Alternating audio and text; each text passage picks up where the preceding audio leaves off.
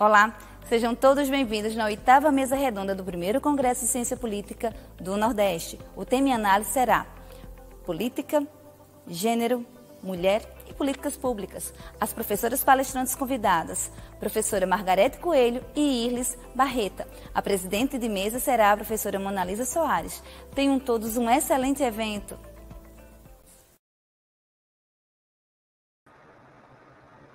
Olá a todas e todos que nos assistem, sejam todas e todos bem-vindos e bem-vindas. Eu sou Monalisa Soares, eu sou professora do programa de pós-graduação em Sociologia da Universidade Federal do Ceará, e eu estou hoje aqui para presidir e mediar essa mesa, que, como está intitulada Política, Mulher, Gênero e Políticas Públicas, e nós teremos hoje, como nossas expositoras e debatedoras, a professora Irlis Barreira. Irlis é docente titular do Programa de Pós-Graduação em Sociologia da UFC, é pesquisadora 1B do CNPq, líder do Grupo de Pesquisa Lideranças, Representações e Práticas Políticas do Diretório de Pesquisa do CNPq.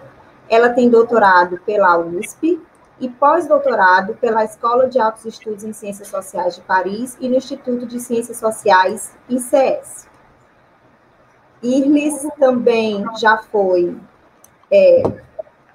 diretora da Ampox, participou de vários comitês dessa instituição. Foi presidente também da Sociedade Brasileira de Sociologia, SBS, e atualmente integra a coordenação do Núcleo de Antropologia da Política, NUAP, da UFRJ, desde 1997. A nossa outra expositora, a nossa segunda expositora, é a professora Margarete Coelho de Castro, possui graduação e bacharelado em Direito pela Universidade Federal do Piauí, mestrado em Direito pela Universidade do Vale do Rio dos Sinos e doutorado em Direito pelo Centro Universitário de Brasília. Atualmente, ela é procuradora da Assembleia Legislativa do Estado do Piauí, foi vice-governadora do Estado do Piauí e é deputada federal. Ela tem experiência na área de Direito, com ênfase em Direito Eleitoral, atuando principalmente nos temas de princípio de precaução, cidadania, democracia ambiental, fraternidade e meio ambiente. De acordo aqui com a forma como nós organizamos, nós vamos iniciar a exposição pela professora Irlis, e em seguida passamos para a professora Margarete, e em seguida teremos o debate com vocês. Então, desejamos a todas nós e a todos nós um bom debate.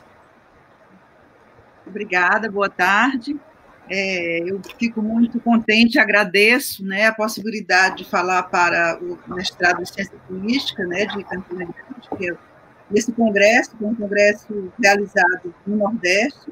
Campina Grande é uma universidade que me acolheu no final dos anos 70, de forma que eu tenho imenso prazer, certamente alguns eu não tive a oportunidade de conhecer, mas eu guardo boas lembranças de um curso realmente que foi muito pioneiro naquela época, vamos dizer assim, que as ciências sociais no Nordeste estavam no seu apogeu de desenvolvimento. Então, esse mestrado de ciência política, ele vem bem depois do de sociologia, de ciências sociais, de antropologia. Eu vou ler o texto, vou ler pausando, ler conversando um pouco, mas só para organizar a minha fala.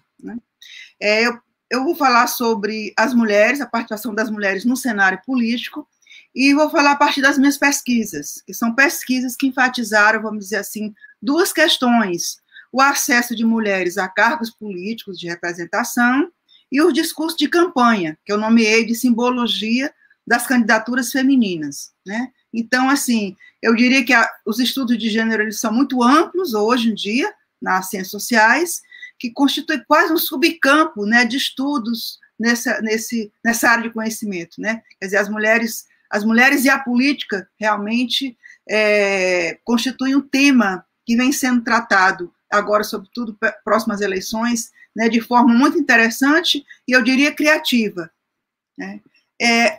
Essa característica, vamos dizer, do acesso às mulheres é a primeira questão, a cargo de representação, a primeira questão que eu coloco como reflexão. Eu diria que existe a política de cotas, essa discussão sobre a presença de mulheres, o aumento do número de mulheres em cargo de representação, ela é uma discussão que vem se dando há muito tempo. mas eu diria que as mulheres não vão se beneficiando tanto dessa política de cotas, né, que foi construída, mas não há, vamos dizer assim, uma repercussão no aumento, no incremento do número de candidaturas, né?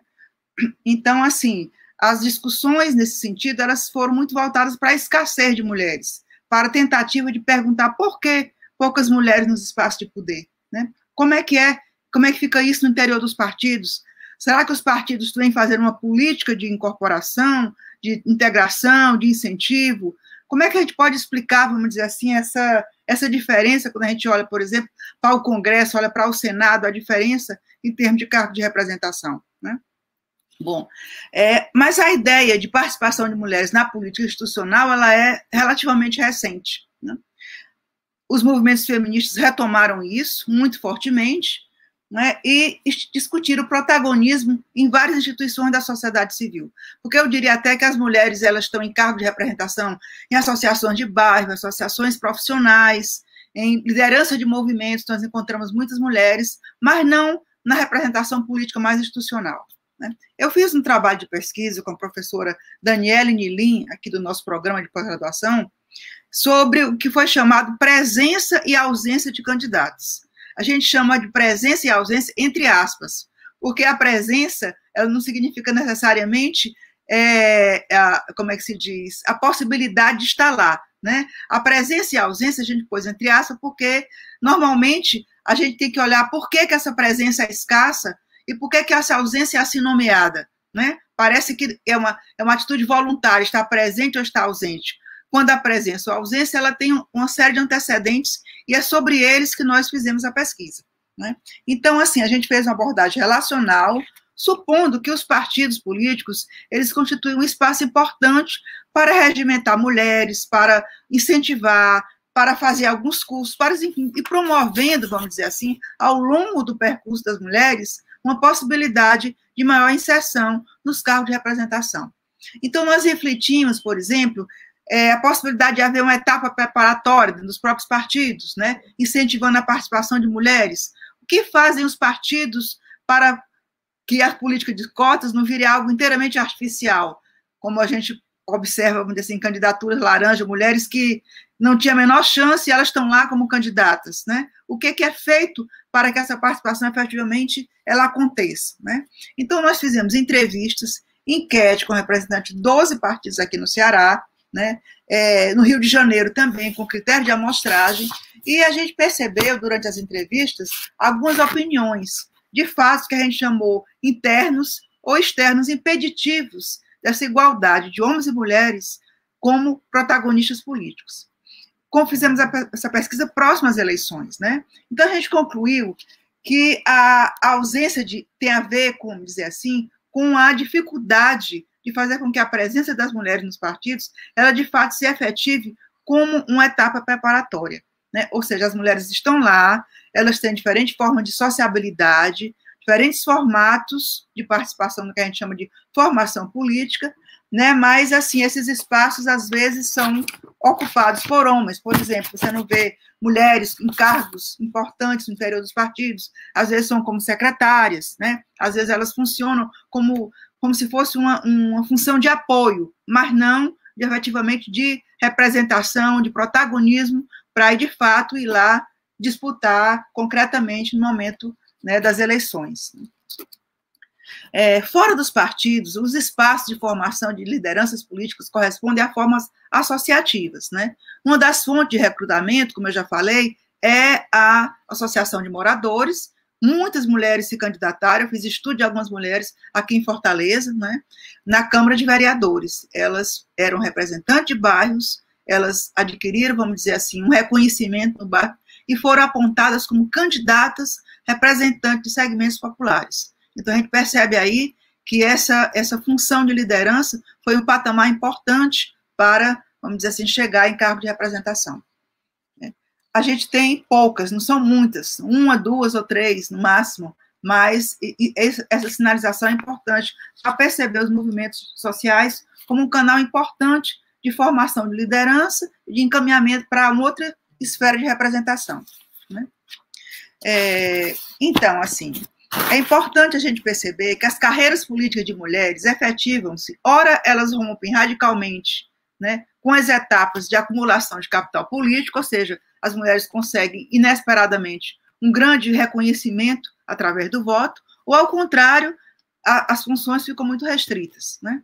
Então a pesquisa chamou a atenção para o percurso profissional de mulheres na política. As carreiras políticas parecem muito descontínuas das mulheres, né? Corroborando com a ideia difundida, é muito difundida, a gente percebeu isso nas entrevistas, que as mulheres é como se elas não entram para concorrer, elas entram para participar, né? Como se a concorrência fosse algo que tivesse num domínio masculino, e as mulheres seriam participantes, coadjuvantes de um processo, né? Bom, a gente tem várias explicações para isso ao longo da história, né? A vida familiar, os papéis diferenciados entre homens e mulheres. Por exemplo, eu fiz uma pesquisa no Congresso Nacional sobre as mulheres e percebi o que era toda a angústia de, vamos dizer assim, da chamada dupla jornada. Ela dizia assim, eu administro a minha casa por telefone, muitas delas diziam. Então, eu tenho que olhar se o menino foi para a escola, telefonar, administrar a casa. Então, assim, a dificuldade de organizar todo esse trabalho, sobretudo morando em Brasília.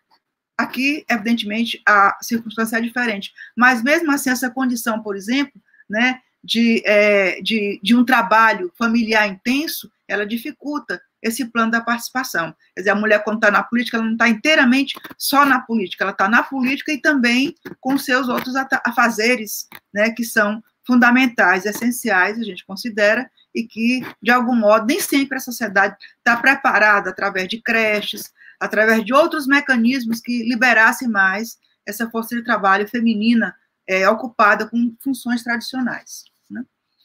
Condicionantes sociais mais amplos que interferem sobre a participação das mulheres estão presentes nas reflexões da Lúcia Velar.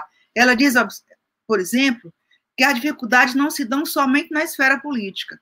Ela pesquisou as organizações econômicas e percebeu também que nas posições hierárquicas as mulheres não ocupam funções semelhantes a funções ocupadas por homens, né? Então, há uma socialização diferencial entre homens e mulheres no sentido da ocupação desses cargos, né? Eu digo isso, é importante a gente ver, para que nós não façamos uma análise puramente restrita ao ápice dessa participação das mulheres, né? Porque para que as mulheres cheguem lá, como se diz, há um caminho longo a ser percorrido, né? Esse caminho longo passa pelos partidos, passa pela família, passa pela capacidade, vamos dizer assim, da mulher ultrapassar várias barreiras, ser conhecida e ser reconhecida através do voto. Então, há um longo percurso para se chegar até lá. Eu acho muito interessante a gente da ciência política, né, da sociologia, eu acho que é mais comum a gente trabalhar com fatores culturais e sociais mais amplos, mas é importante chamar atenção para isso, né? Não tomar o protagonismo feminino só no momento da candidatura, só no momento, vamos dizer assim, da eficácia, mas observar todos os fatores sociais e culturais que contribuem para essa participação. Uma outra linha, né, que é correlata a essa que eu também pesquisei, incorpora o discurso de mulheres nos contextos eleitorais. Como é que as mulheres se apresentaram nesses contextos? Sobre o que elas falaram? Como é que elas se fizeram reconhecer através de discursos? Qual era a sua palavra de ordem? Qual era a sua formulação para a sociedade, para os potenciais eleitores, né? Então, assim, eu me preocupei, por exemplo, com rituais de mulheres, com os discursos e com a situação dessa presença nas campanhas eleitorais, né?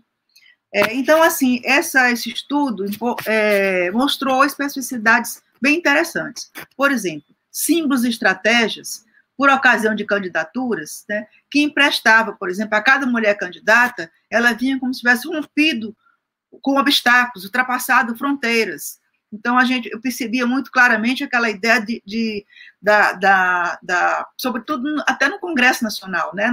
Não só com candidatas vereadoras iniciantes, mas no Congresso, tipo assim, o quanto foi difícil a construção de sua trajetória. É como se a construção da trajetória política tivesse exigido sacrifícios, né? Então, por exigir sacrifícios, eles deveriam ser nomeados, deveriam ser ditos durante a campanha. O que a cada candidata deixou de fazer, o que ela teve que fazer para conseguir, vamos dizer assim, estar lá, né? Alguma dimensão, vamos dizer assim, de sacrifício, né? de de combate e de liderança ou de protagonismo face a sua categoria de mulheres, né? Como se realmente isso estivesse presente. E eu vi isso, vamos dizer assim, em várias oportunidades. Eu vou falando aqui ao longo do tempo, mas por que acontece isso? Pela possibilidade de, por exemplo, romper com preconceitos, né? São preconceitos arraigados que associam muito negativamente o gênero feminino e a incapacidade para o desempenho político, né? Essa foi uma questão muito recorrente nas trajetórias de mulheres no Congresso Nacional, né? E a dificuldade de compatibilizar, vamos dizer assim, essas diferentes funções. Então, era um discurso até certo ponto heróico. Eu consegui, eu estou aqui, eu não estou aqui de graça, eu batalhei muito para chegar aqui, né? Eu, inclusive, assim, em várias santinhas de campanha, em vários discursos, tinha assim, primeira mulher a ocupar determinado cargo, primeira mulher a ocupar determinada função. Então, quer dizer, a ideia de que o pioneirismo, ele se articulava com um certo protagonismo, com a ideia, vamos dizer assim, de um chegar lá que merecia ser, vamos dizer assim, observado, credenciado, aceito, reverenciado, né?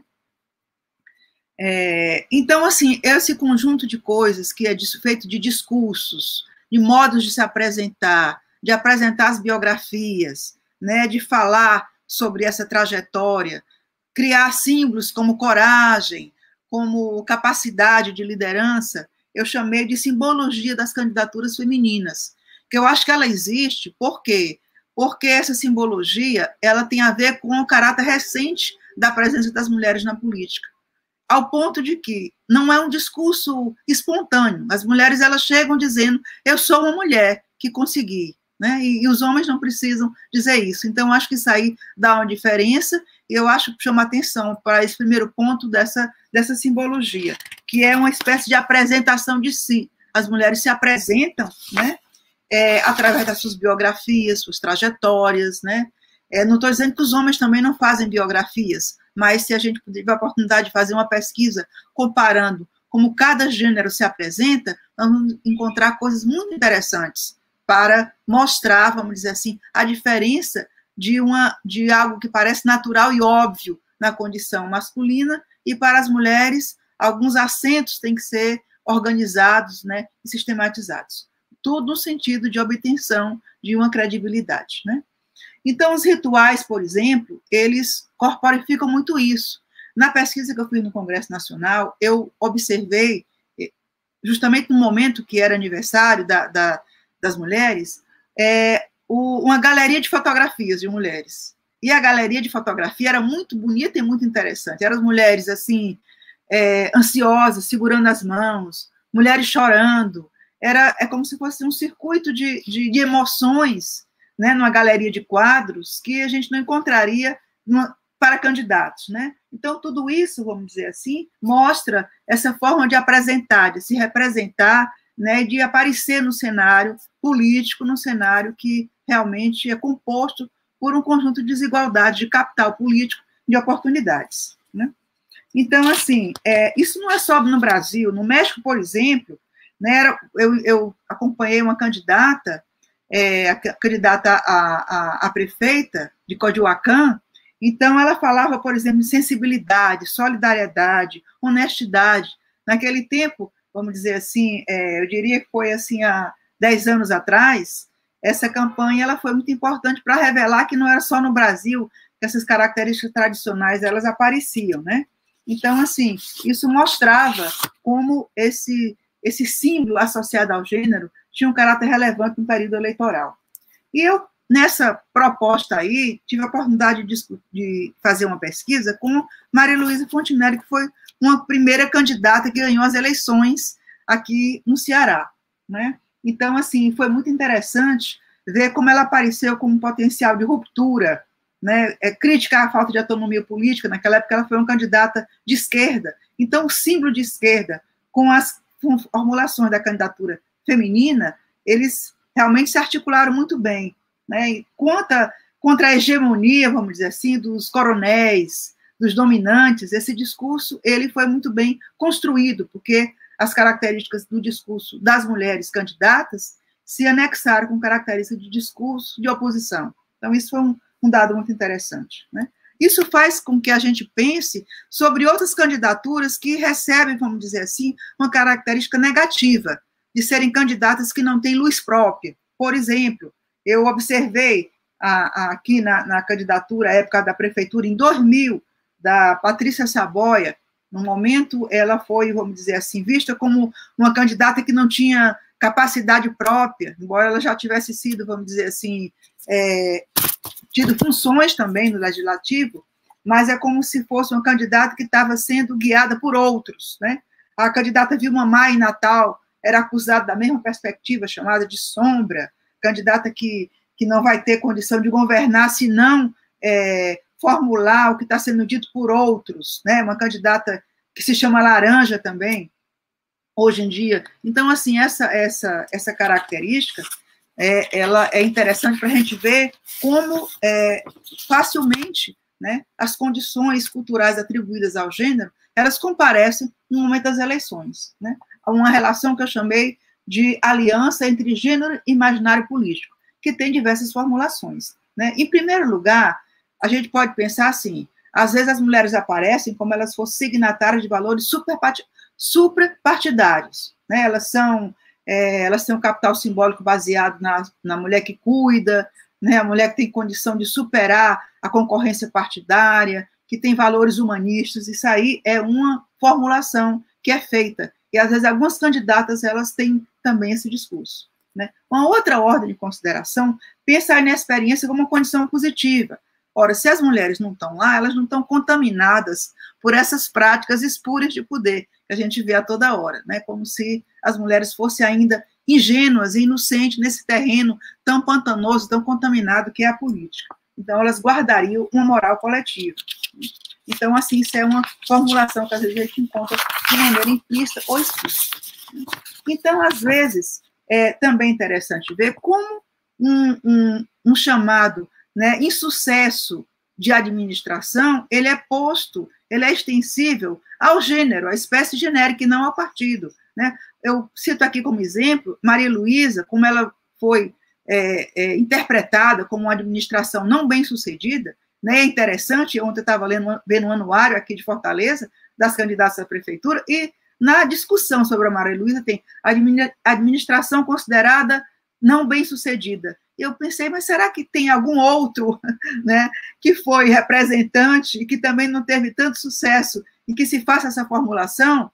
E aí, nesse caso, 10 anos depois, né, da saída da Maria Luísa, quando a Luziane entra como candidata, alguns discursos de antagonistas de sua campanha diziam: lá se vem uma mulher de novo fazer uma administração que não é eficiente. Então, com isso eu quero dizer que a marca, né, dessa singularidade, a marca da escassez, ela pesa simbolicamente no acentuar de estereótipos, né, e no acentuar de preconceitos. Então, é importante que a gente perceba como é que as mulheres, elas incorporam ou não esses estereótipos, ou elas rompem com esse tipo de formulação, né? Então, assim, essas situações específicas, né, do mundo feminino faz a gente pensar sobre o capital simbólico, né, constituído por dotes pessoais. É interessante eu abrir aqui como uma possibilidade de pesquisa, a gente verificar qual é o capital simbólico dessas mulheres, como é que elas entram, né, com que discurso, com que carga positiva ou negativa a partir das funções que elas ocuparam ao longo do tempo, né?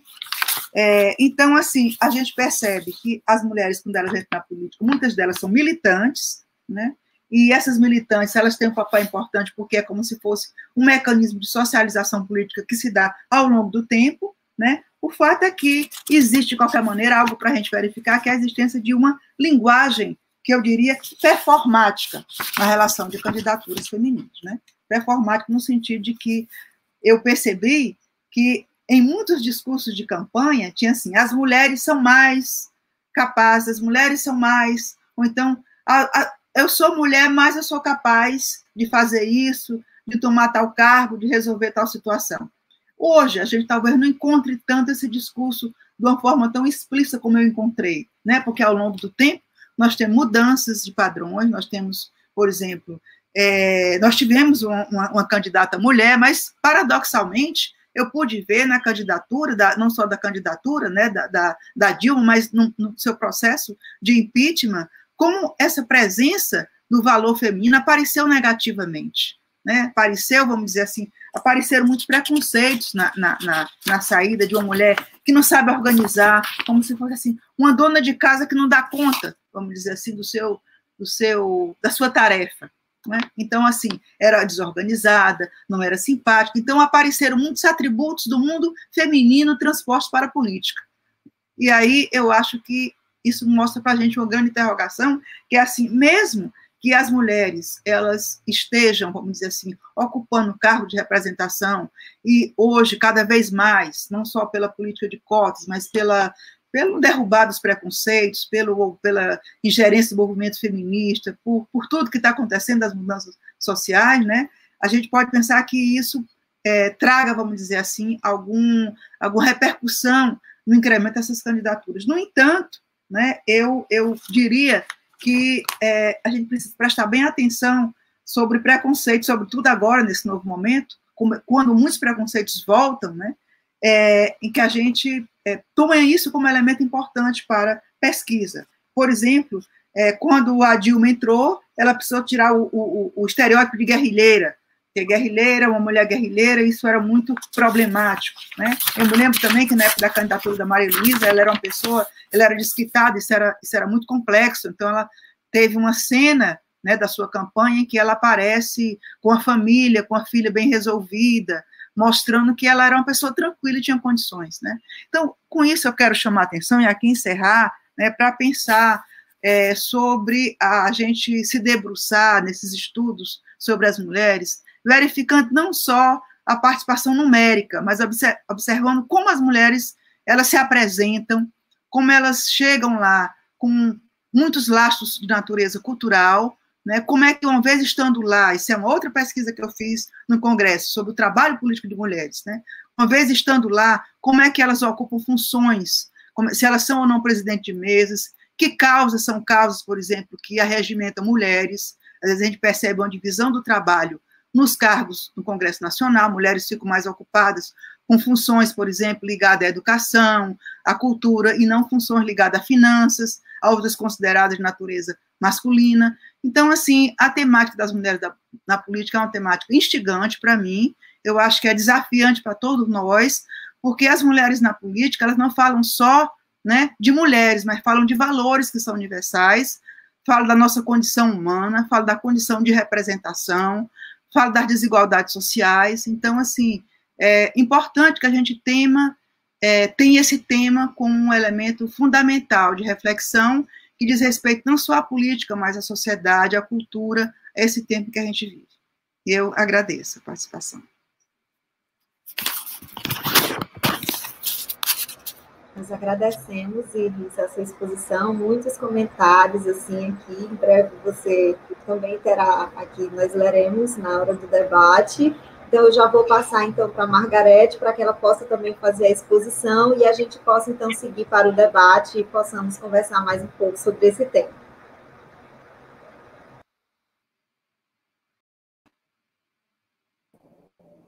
Muito boa tarde. Eu gostaria, inicialmente, de agradecer o convite que me foi feito pelos organizadores e organizadoras do primeiro Congresso de Ciência Política do Nordeste.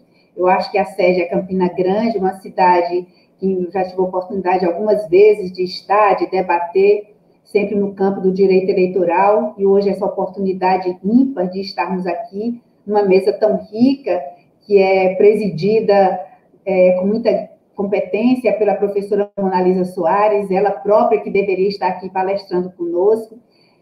Dizer o prazer de dividir a mesa com a professora Irlis Barreira, que nos encantou a todos com sua explanação, com sua pesquisa muito técnica, muito percunciosa, muito atenta para todos os detalhes que o tema, os detalhes e os desafios que o tema nos traz. Eu gostaria de trazer uma visão também do campo da pesquisa, mas, ao mesmo tempo, também uma visão do campo da vivência.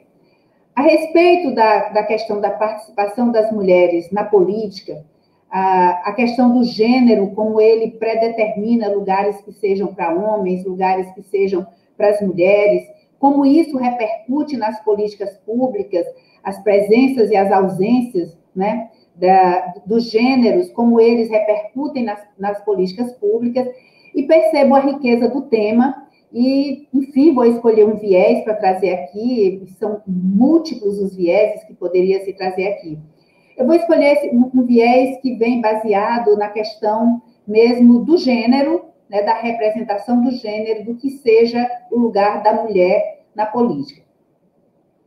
E o meu estudo mostra que a ausência, a violência, que há realmente uma violência política contra as mulheres no Brasil, infelizmente no mundo inteiro, mas no Brasil, o Brasil não tem cumprido os compromissos que fez na Convenção de Belém do Pará, de erradicar a violência política, de se esforçar, de ter legislações e políticas públicas no sentido de erradicar ou de, pelo menos, enfrentar a violência política contra a mulher. Então, a minha análise vem a partir da legislação. A legislação que é feita por homens e não por mulheres, e que, por isso mesmo, eu diria que é uma legislação cheia de lacunas, uma legislação lacunosa, e nós temos como que degraus quebrados. A mulher acredita que o legislador lhe deu oportunidade, que o legislador abriu um espaço como arquiteto da democracia que ele é, para usar uma expressão usada por Susten, que seria os arquitetos da democracia, que no caso da minha pesquisa nós identificamos dois principais arquitetos. Um, o legislador, o outro, o partido político. E temos um terceiro, que seria o poder judiciário. Seriam essas as instituições democráticas que deveriam estar envolvidas muito diretamente com a questão da violência política contra a mulher. E a violência política contra a mulher, ela começa exatamente lá atrás da formação dos colégios eleitorais, quando as mulheres foram as últimas a votarem. As mulheres votaram, inclusive, depois dos analfabetos, tendo em vista que houve um período em que os analfabetos votavam, era o chamado voto cochichado. Ele cochichava no ouvido de um homem mediano, no sentido de meia-idade, de aquele chamado homem honorável, e que esse votava em favor dele, né? Realizava o desejo de votar. As mulheres não, elas só votaram muito depois. E ao se analisar os discursos feitos em todas as constituintes, quando a questão do voto da mulher e da candidatura da mulher era levantado, nomes, por exemplo, como de Assis Brasil, que é considerado um dos grandes estudiosos e artífices da democracia brasileira, diziam que não adiantava se deixar as mulheres votarem, se autorizar as mulheres a votarem, porque elas iriam votar como os pais, os maridos, os irmãos, ou seja, os homens das famílias, dissessem que elas deveriam votar. Esse discurso vem na boca de Assis Brasil, o grande democrata brasileiro. E ele dizia, olha, nós vamos dar mais trabalho para a justiça eleitoral contar votos. É uma frase que aparece naquele filme Sufragistas, logo no começo, acho que todos lembram, essa é uma frase que está em um discurso de Assis Brasil. E com relação... Então, as mulheres sempre foram mitigando a questão da luta, deixando para depois a luta pela participação na política. Talvez pelos enormes desafios que as mulheres tiveram que superar antes. A questão de poder estudar, de se alfabetizarem, a questão de escolherem as profissões, os maridos, quantos filhos gostariam de ter. Tudo isso demandaram esforços, né, muito intensos das mulheres, e por isso, talvez, essa é uma constatação da Silviane Agancinski, que é uma pesquisadora espanhola, se não me engano, e a Silviane aponta, né, que foi o último dos direitos, quer dizer, nós lutamos antes pelos direitos civis e depois pelos direitos políticos. Isso talvez esteja na fonte de grande parte da violência contra as mulheres. Eu costumo dizer que a violência política é a mãe de todas as demais violências. E o que seria a violência política? A violência política, que, a meu ver, está na raiz de grande parte da ausência das mulheres no campo da política. A violência política é toda ação ou omissão que leva as mulheres a se afastarem, né, do núcleo da política, se afastarem da esfera particular e atuarem mais na esfera privada. Então, são gestos, são falas, são fraudes, há toda uma diversidade, não é, de movimentos no sentido de embarrear ou de afastar esse portão de acesso, né, das mulheres na política para mais longe, de colocar mais obstáculos no caminho dessa mulher. Então, com relação às candidaturas, o Brasil, não por voluntarismo, não por uma questão de decisão política, na verdade, por uma obrigação assumida na Conferência de Pequim, ou na Conferência de Beijing, quando o Brasil assumiu o compromisso de incentivar e estimular a participação política das mulheres. Foi aí que vieram as primeiras cotas, né? As cotas de participação nas chapas. E o interessante é que, quando se autorizou essa cota de 20% de participação das mulheres, ao mesmo tempo se ampliou o número de vagas de concorrentes. Até então, cada candidato para uma vaga, era isso que o partido poderia ter. A partir dos 20% para as mulheres, cada partido tinha direito a 120% das vagas, né, nos registros de candidatura. Isso significa o quê? Que os partidos não cederam um espaço dentro das vagas para as mulheres, porém fora.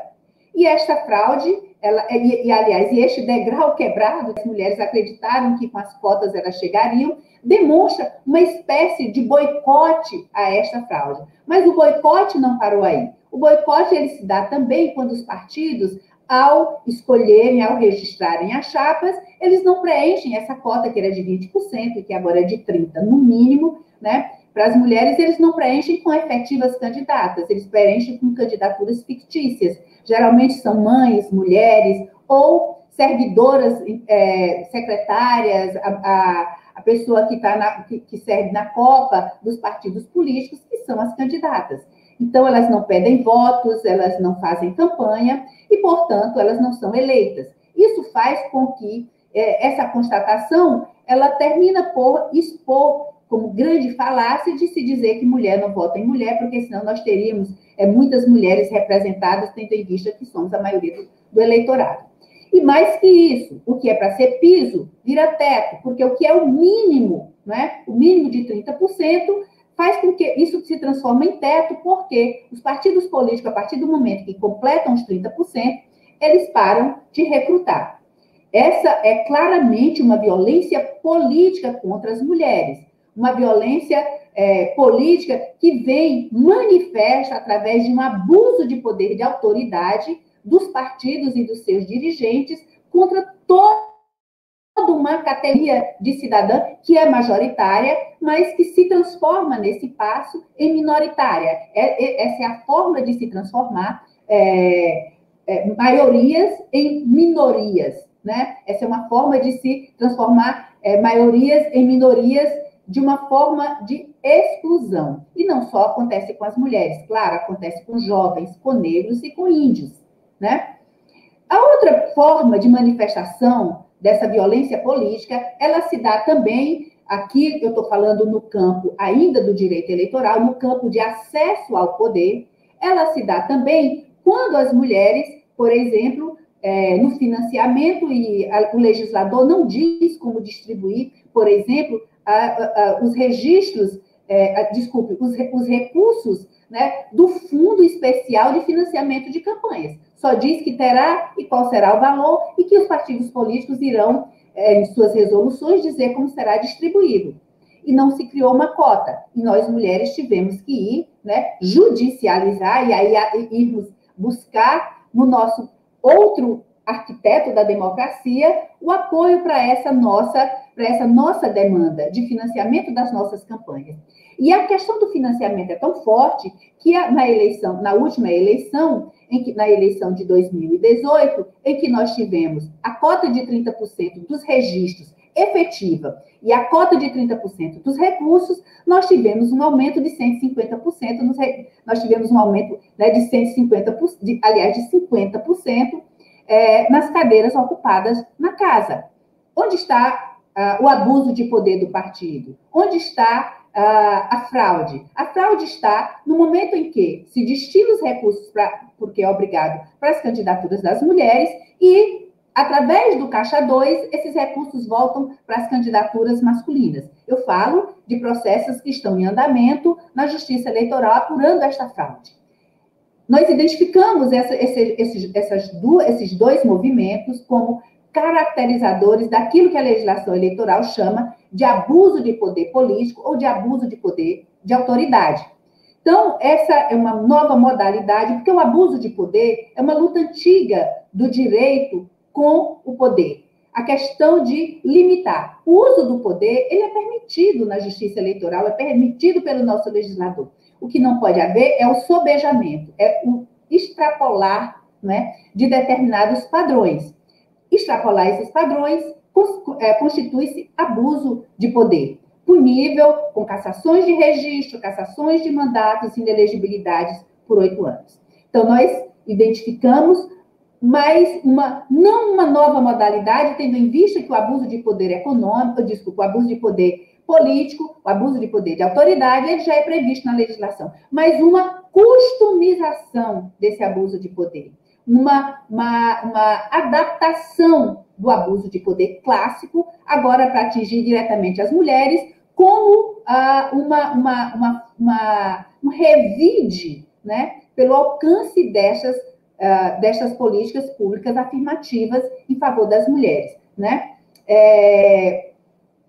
Enfim, bom, mas seria só nesse momento? Não. Em todo o exercício das mulheres, eu falo isso aqui no momento que antecede a chegada ao poder. Na chegada ao poder, e a professora Irlis anunciou já essa questão dessa violência também dentro das casas legislativas, nós também passamos por tudo isso. Nós não presidimos as grandes comissões. A Comissão de Constituição e Justiça nunca foi presidida por uma mulher. A mesa diretora do Congresso Nacional nunca foi presidida por uma mulher. O Senado nunca foi presidido por uma mulher e nem a Câmara também. Mas nós também não estamos relatando os grandes processos. Se criou uma tônica em que as mulheres se unem só apenas em torno da violência doméstica, das questões da educação, só mais ligadas às questões sociais, o que é uma grande inverdade. As mulheres, elas se interessam e estão preparadas para ocuparem todos os espaços, né, do poder. Elas têm interesse e têm competência e preparo político, preparo intelectual para ocupar esses espaços. Mas nós não estamos nas missões que vão ao exterior, por exemplo, os órgãos multilaterais, onde se discutem, por exemplo, financiamento de grandes projetos sociais. Essa é uma grande luta que nós temos. E agora, o mais interessante, e isso eu gostaria de dizer, porque eu acho importante, por dever de lealdade, dizer que a nossa pesquisa identifica também uma grande violência política contra a mulher, advinda de mulheres, né? Principalmente em uma forma de vamos dizer, recrutar mulheres, se escolher, se escrutinar as mulheres que vão para a política. Há toda uma história, olha, não basta ser mulher, precisa ter aquela outra característica. Tem que ser a favor do aborto, tem que ser a favor disso, daquilo. E a lista começa pelo tema mais difícil, o tema que ninguém consegue se posicionar em público, que é realmente a questão do aborto, que é uma questão extremamente difícil, não só no Brasil, nos Estados Unidos também, né? Não foi o legislador que decidiu a questão da possibilidade ou não de aborto, foi a Corte foi a Suprema Corte que decidiu. Então, veja, das mulheres é cobrado isso. É um verdadeiro checklist para que as mulheres preencham antes de saber se nos representam ou não. Né? Ninguém pergunta isso para os homens. Ninguém pergunta para os homens como é que eles vão deixar, com quem eles vão deixar os filhos para estarem na política. Ninguém pergunta para os homens para que time de futebol eles torcem. Ninguém pergunta para os homens, enquanto eles estão fazendo campanha, quem está em casa cuidando. Ninguém pergunta para os homens como é o nome e se eles têm mulher. Mas isso é feito com as mulheres. É como se as mulheres que estão na política, fosse uma opção, né? Como se elas estivessem abdicando da vida doméstica. É uma opção e é uma opção sem volta. Então, isso é uma cobrança que a mulher carrega muito forte nos ombros. E não é só a mulher da política, a mulher da ciência também enfrenta isso. Mas esse escrutínio não é feito com os homens. Eu nunca vi perguntar para os homens, olha, você é a favor de... Eu só voto em homem que é a favor de lavar fralda, de fazer faxina, de limpar banheiro, de acordar à noite para cuidar das crianças, de homem que é contra o adultério. Não se faz esse escrutínio. As mulheres passam por ele. E, normalmente, isso vem de mulheres que pesquisam mulheres na política, mas que não se candidatam, que não colocam seus nomes ao escrutínio. Então, nós somos crivadas, né, de críticas quando votamos dessa ou daquela maneira, e normalmente votamos dessa ou daquela maneira, porque há um homem por trás nos indicando.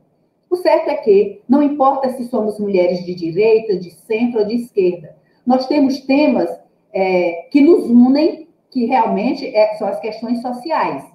E quanto à questão do discurso, é muito forte quando, por exemplo, a mulher que chega, se um homem ele vem de família política, ele é o herdeiro político, porque ele é da família que se apresentou. Quando a mulher ela vem de uma linhagem política, ela é a marida, ela é a filha, ela só está ali como jabuti trepado porque alguém a colocou.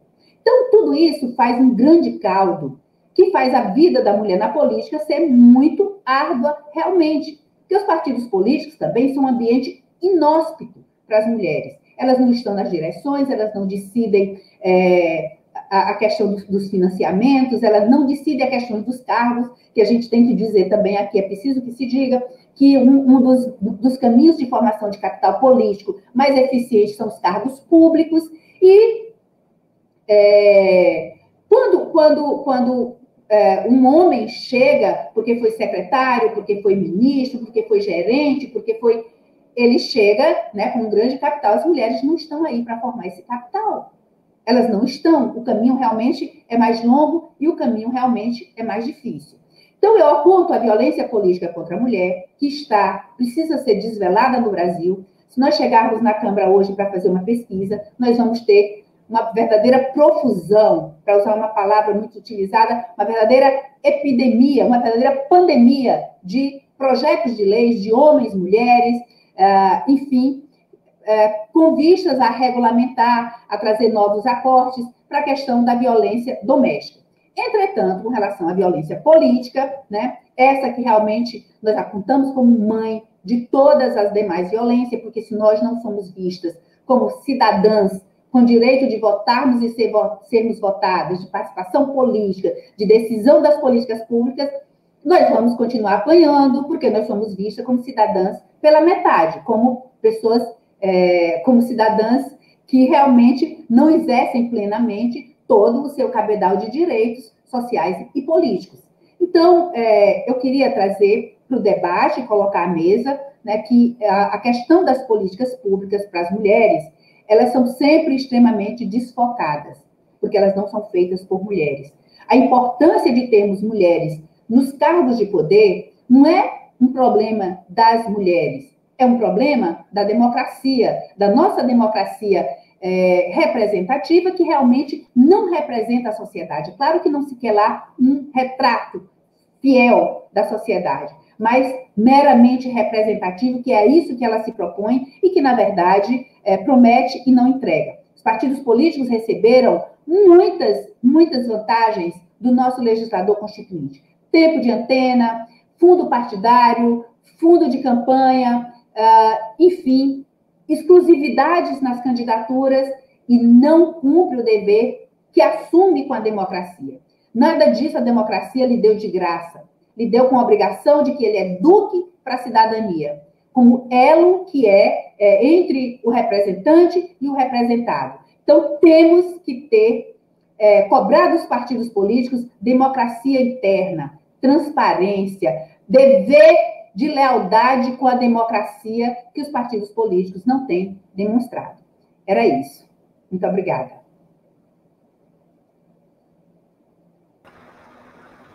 Muito grata, Margarete, grata, Irlis. Eu queria iniciar meu comentário do meu prazer de ouvi-las.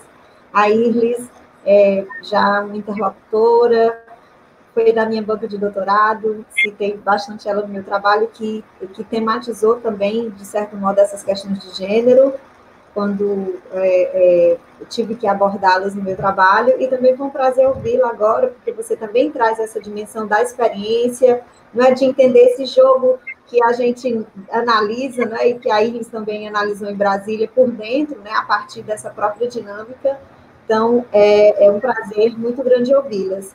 É muito interessante porque, como a Iris disse também, você mencionou esse tema do gênero das mulheres na política, ele é muito diverso, muito, a partir de muitos focos a gente pode pensar, né? Eu coordenei o GT, junto com a minha colega da Federal Rural de Pernambuco, Gabriela Bezerra, desse congresso agora que era Gênero, Democracia e Políticas Públicas, e os trabalhos davam conta de toda essa dimensão, né? Trabalhos sobre violência doméstica, trabalhos mais voltados para a dimensão simbólica ou das questões culturais, como a Iris colocou, questões relativas à própria dinâmica do legislativo, os projetos de lei, a atuação.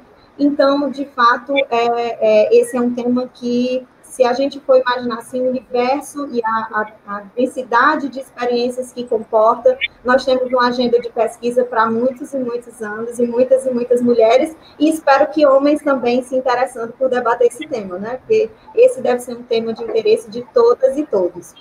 Eu só queria fazer um comentário, nós temos aqui algumas perguntas, que é um pouco convergindo a fala de vocês, que eu entendo que é essa questão assim, de como é que essas dimensões culturais e simbólicas elas se expressam objetivamente nessas limitações que ainda se colocam. Né? Se a gente observar, por exemplo, o Senado das eleições municipais desse ano, a gente tem, por exemplo, teve um festejamento do recorde de candidatas mulheres em 2020.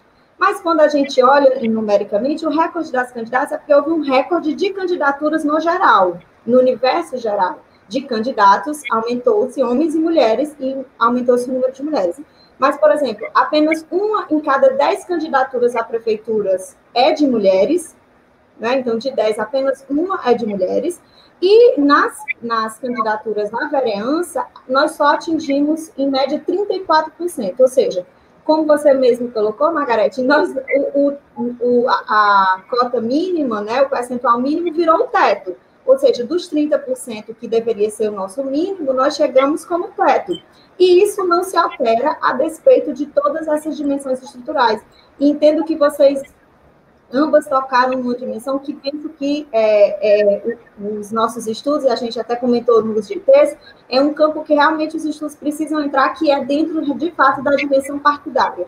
Dentro dos partidos, de fato, parece-me que há um ambiente mais árido e mais difícil de disputar, porque socialmente as mulheres já ocuparam espaços, né, do ponto de vista da legislação já conseguiu-se avanços, mas internamente dentro dos partidos as estruturas ainda se colocam muito estruturadas, né, e se a gente fizer, como a Iris fez aqui no Ceará e em alguns outros estados, né, esse rastreio, digamos assim, do lugar e da posição das mulheres na organização partidária, isso vai dizer muito, inclusive, dessa posição que a gente observa das mulheres no Congresso Nacional e nas assembleias subnacionais, né? Isso que você narrou também, das mulheres não ocuparem as comissões, ou as presidências, ou as lideranças, a gente também observa nas assembleias subnacionais.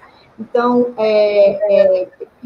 depois que vocês pudessem comentar um pouco, né, a partir dessas questões, a Iris e você, sobre essa convergência, digamos assim, dessa dimensão simbólica e cultural, nessa limitação objetiva, que é, a despeito de todos os avanços de legislação e até sociais, dentro dessa esfera, que é a esfera partidária, de fato, parece-me que poucos avanços nós conseguimos alcançar. E o partido, ele é estratégico, porque ele é quem recruta as candidaturas, ele é quem define o financiamento, e é a partir dele que as pessoas têm posições estratégicas para ocupar outros espaços no Congresso e em outros lugares.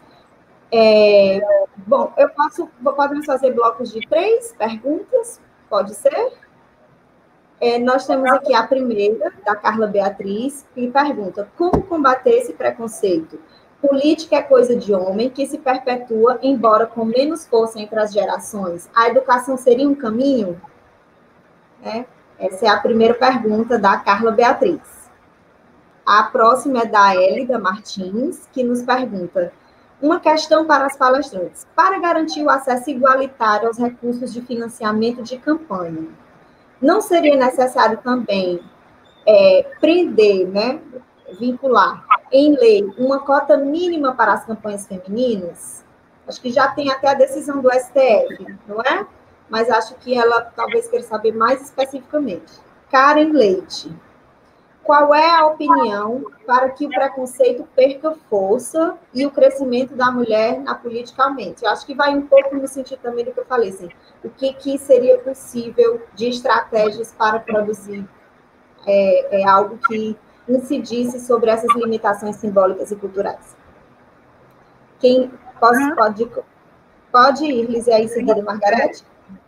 Primeiro, faço um comentário do seu comentário. Eu esqueci de dizer que a Monalisa tem um trabalho belíssimo sobre a campanha da Dilma, sobre o governo Dilma. Eu acho que devia estar falando aqui para nós, porque vocês justamente retomam o lado contrário, né, da mulher que conseguiu chegar lá, e aí, né, chegar como candidata máxima, mas como isso repercutiu, vamos dizer assim, em momentos de crise. Eu acho que você tem algo muito importante a falar sobre isso, deveria estar contando aqui para nós também sobre esse assunto, além da função, como a Margarete já falou, de mediadora. Né? Eu fiquei muito contente com a nossa convergência de olhares, sem haver nenhuma combinação. Né? Eu acho que isso facilita, isso é bom para o público. De fato, eu acho que a gente se complementou nesse processo. Não sei se a Margarete partilha isso.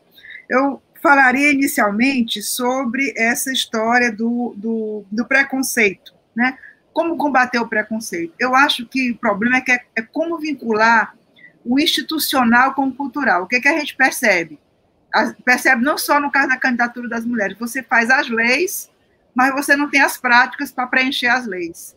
Então, como não tem a história e o processo feito, as cotas, elas viram meio que um artifício. Por exemplo, os partidos, eles dificilmente abrirão mão de colocar candidatos efetivamente competitivos, porque eles são partidos para ganhar, para brigar com outros. Né? Então, assim, para que realmente a mulher tenha uma competitividade, e no caso o partido se lance, né, defendendo o nome dela, é preciso que ele próprio tenha contribuído na formação, faça essa liderança ser conhecida, contribua no processo de formação, de discussão. É preciso também que contribua, vamos dizer assim, para criar uma infraestrutura de natureza doméstica, pessoal. Enfim, é preciso que haja uma cota de investimento cultural para que, durante vários anos, a sociedade possa contrapor isso. Mas, normalmente, a gente faz uma coisa aqui no Brasil. Você trabalha com a instituição, cria a lei e não cria as condições de que ela se realize. Aí, ela fica, vamos dizer assim, algo muito complexo, né? Combater o preconceito não é uma coisa fácil, mas eu acho que a gente pode contribuir pessoalmente, né? Ou emprestando o nosso voto, ou, vamos dizer assim, participando de debates, de discussão, né? Fazendo com que as mulheres possam, de fato, ter um tempo livre para poder ser... Enfim, eu acho que o combate contra o preconceito em lugar da mulher é cotidiano, começa na nossa casa, começa na nossa vida.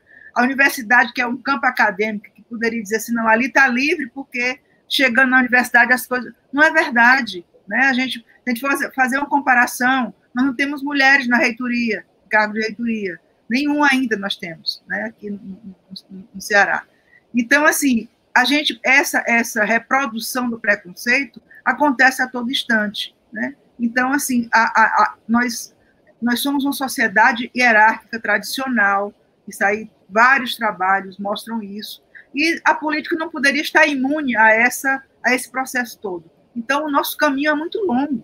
Eu gosto muito de reportar o trabalho do Bourdieu, a dominação masculina, quando ele vai buscar lá na origem das palavras. Né?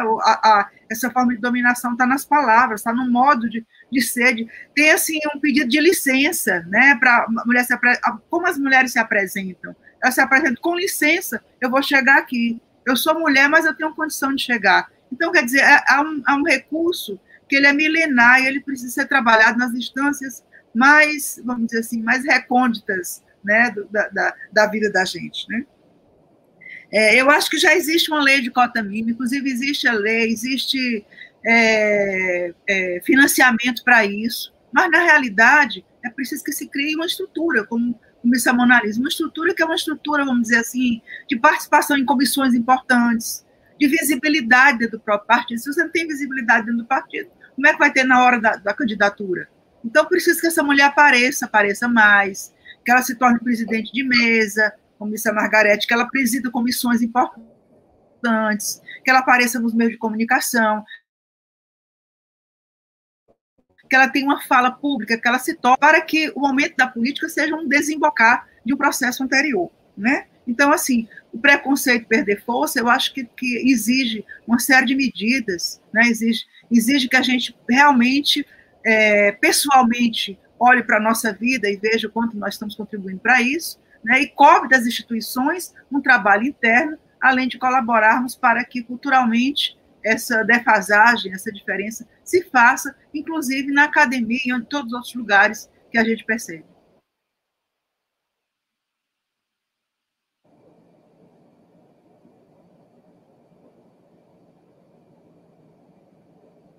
Acho que a Margarete está sem... Oi, não, estou aguardando a Mona Lisa passar a palavra. Não, então tá. Realmente, a Irlis faz uma abordagem extremamente técnica, interessante. Eu gosto muito dessa abordagem que traz dados, que traz, enfim. Mas eu gostaria, para dialogar com a Carla, com a Hélida, esqueci o nome da outra que nos perguntou. Primeiro, claro que a educação é importantíssima.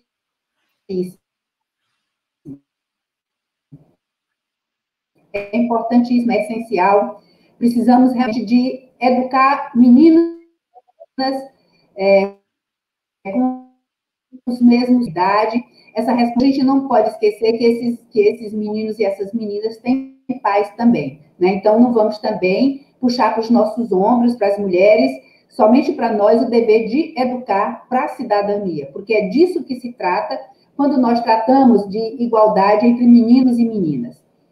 Então, a cota realmente, Hélida, já existe, é uma cota que não foi criada pelo Legislativo, foi o Supremo Tribunal, o nosso Supremo Tribunal, Supremo Tribunal Federal, que ao interpretar a aplicação da cota, disse o seguinte, olha, a cota ela é proporcional ao número de candidatos, a cota de registro de dinheiro, né, de financiamento de campanha, ela é proporcional ao número de candidatos, é o mínimo de 30%, mas para que ela não virasse piso, Mona Lisa, se disse que ela é de 30%, mas ela é proporcional ao número de candidatos. Quando você cita o número de 34% de candidatas, não vamos nos iludir de que porque os partidos já passaram dos 30%. Olha, gente, que bacana, eles passaram de 30%. Não passaram. É que como a cota é mínima, quando dá um número fracionado, você tem que arredondar. Porque se você arredondar para cima, porque se você arredonda para baixo, vai ficar abaixo do mínimo. Então, dá esses 33 e um pouquinho por cento por isso. É porque isso é resquício, é o arredondamento do número. E não porque os partidos podiam colocar 2, mas não, vamos colocar 3, não. É que ele podia botar 2,5. Como não existe 2,5, e se arredondar para 2 fica abaixo do mínimo, arredonda para 3, e no somatório dá 33 e um pouquinho por cento. Então, não tem favor nenhum nisso, é mera consequência da fórmula. Com relação à questão de se mudar, né? Existem diversas estratégias, era disso que eu estava tentando falar, no sentido de que, mas essas estratégias, elas não são sinceras, como a gente demonstrou, né? É como eu digo, os degraus quebrados. Vamos lá, eu vou dizer uma heresia aqui, eu vou falar mal, nesse ponto, da Lei Maria da Penha. Lei Maria da Penha protege a mulher em que âmbito? No âmbito doméstico. É como se a violência que a mulher sofresse, ela fosse só intramuros. Nesse aspecto, a gente pode dizer que ela é uma lei patriarcal? Eu acho que isso é uma pergunta que a gente tem que se fazer, e quando a gente se faz, algumas pessoas se melindram. Mas a verdade é essa, porque a Lei Maria da Penha, ela é da violência doméstica. E quando nós tentamos trazer um novo conceito para ela e ampliar até o âmbito do trabalho, como sendo o conceito de violência doméstica, nós encontramos uma resistência tremenda aí. Mas a professora Iris falou do Bourdieu, do hábitos, né, que é uma categoria criada pelo Bourdieu. E há uma outra categoria, que eu falei dela há pouco, que é o nudge, né? Que é como traduzindo, a gente não tem uma tradução boa, mas é como se fosse um cutucão, uma empurradinha, um estímulo que se dá, que é o que traz o Susten nesse livro chamado Nudge, né? Só que o nudge é uma cutucada, é um empurrãozinho. Então, isso é o quê? É a cota de gênero, é a cota de financiamento, é a cota no tempo de TV, é a cota dentro das estruturas internas dos partidos, que vamos dizer que os países onde a cota é voluntária, ela é mais eficiente, ela é mais eficaz. E no Brasil e nos países da América Latina, nós ainda não descobrimos que os partidos não são no Brasil, eles são tão parecidos. Eles são tão idênticos. Em todo lugar, eles são assim. Se nós formos analisar, eles têm toda uma programação que é coincidente. Mas, em alguns países, os partidos políticos trazem alguns apelos de diferenciação. E um deles, que eu acho extremamente eficiente, é esse. Olha, eu sou um partido que apoio as mulheres, que estou na luta junto com as mulheres, que quero mulheres candidatas, que tenho espaço para ela na estrutura interna e também nas candidaturas. Isso pode ser um grande atrativo para um partido político, tendo em vista que as mulheres são a maioria do eleitorado e são as que mais se filiam a partidos políticos. Então, isso seria um grande estímulo, né? Então, seria, o que eu digo? Quando você confronta hábitos e nudge, como hábitos ele é, sabe, ele é imperativo, ele é de fora para dentro, ele é muito forte, ele bate muito, e o nudge ele é sutil, há sempre até agora, né, nós temos perdido as nossas arquiteturas de escolhas, no sentido de incentivar as mulheres à participação, elas têm sido, né, têm ficado em desvantagem. Uma grande vantagem seria fazer um movimento do homem para fora, do homem para dentro de casa, né, com a questão da licença paternidade, a paternidade responsável, todos esses temas que nós estamos debatendo agora na Câmara, na Frente Parlamentar de Primeira Infância, no sentido de que a licença maternidade, ela não seja de 3 meses para as mulheres e de 3 dias para os homens, né? Deixa o casal escolher. O homem ou a mulher vai tirar essa licença. Claro que guardado um devido tempo para que as mulheres se restabeleçam fisicamente, emocionalmente, da gravidez e do parto. Mas incentivar esse movimento do homem para dentro de casa. O homem entender que quando ele acorda à noite para amamentar a criança ou para trocar a fralda, ele não está ajudando a mulher. Ele está fazendo o papel dele de paternidade responsável. E, de outra forma, também as mulheres fazerem o movimento de fora para dentro. Então, seriam algumas questões que eu apontaria como caminhos, né? A democracia interna do partido. Outra questão que eu acho interessante, que seria a limitação do número de candidaturas no número de vagas, como era antes da cota, para que realmente a gente tenha vaga na chapa e não fora dela. Ótimo. Eu acho que, inclusive, essa sua última resposta, Margarete, já converge com uma pergunta que tinha aqui, uma pergunta que era sobre isso, se o melhor não seria uma reserva de vagas efetivas, né, de cadeiras no Congresso e não necessariamente de candidaturas, como é atualmente. Mais perguntas? Nós temos uma promessa de, até o final desse ano, votar essa PEC. Olha, boa notícia. Vamos acompanhar, então. Suzana Nóbrega pergunta: seria interessante, se não só no ramo da política, mas em todos os setores de trabalho, social e cultural, ter um setor especial para as mulheres? Né? A pergunta é se seria interessante existir um setor especial para as mulheres e se isso seria possível. Pergunta da Suzana. A Maria Clara pergunta que, nas últimas eleições, diversas parlamentares foram eleitas com uma pauta antifeminista. Pergunta se vocês acreditam que essa onda conservadora pode comprometer avanços dentro e fora da política para as mulheres. E mais uma, por favor, Juliane Belardo pergunta: há um fechamento dos discursos feministas em guetos? Como melhorar o diálogo entre esses grupos e os demais grupos da sociedade? Pode ser. Perguntas muito interessantes, sempre muito instigadoras, faz a gente pensar na hora, né? Inclusive, achei bem provocativa essa formulação da Margarete, até onde a Lei Maria da Penha não terminava sendo, vamos dizer assim, uma reprodução dessa forma tradicional de olhar a violência. Isso aí daria um outro debate, muito interessante, viu? Eu acho muito, muito boa a sua formulação para a gente pensar, né? Eu acho que tem vários lados. Não vou comentar, só queria sinalizar a importância, né? Eu acho assim, eu às vezes temo, eu esqueci o nome das pessoas que fizeram as perguntas, porque não gravei, né? Um setor especial para as mulheres. Eu acho, às vezes, que essa especialidade que você dá conta, ela pode, paradoxalmente, criar, vamos dizer assim, a ideia estigmatizante de que as mulheres elas têm que ser muito protegidas porque elas não têm condições. Você imagina no trabalho, você dizer assim, essa pessoa tem esse cargo, esse lugar privilegiado, não porque ela tem condições e competência, mas porque foi atribuído para ela um lugar especial. Então, assim, eu temo sobre as repercussões desse tipo de coisa. Por isso que o nosso trabalho é tão complexo, que, ao mesmo tempo, criar uma lei de proteção, como a cota, mas não fazer com que a proteção ela termine sendo um reforço estigmatizante. Né? Então, eu temo um pouco com essa ideia de especialidade. Eu acho que deixar que os caminhos se abram para que competências apareçam é importante, mas nós não podemos substituir esse discurso, né, da capacidade, da condição de assumir determinadas funções, por um outro de proteção de alguém, coitadinha, que só chegaria lá se fosse nessas condições. Né? Então, eu acho que isso revela algo muito importante para a gente pensar. Né?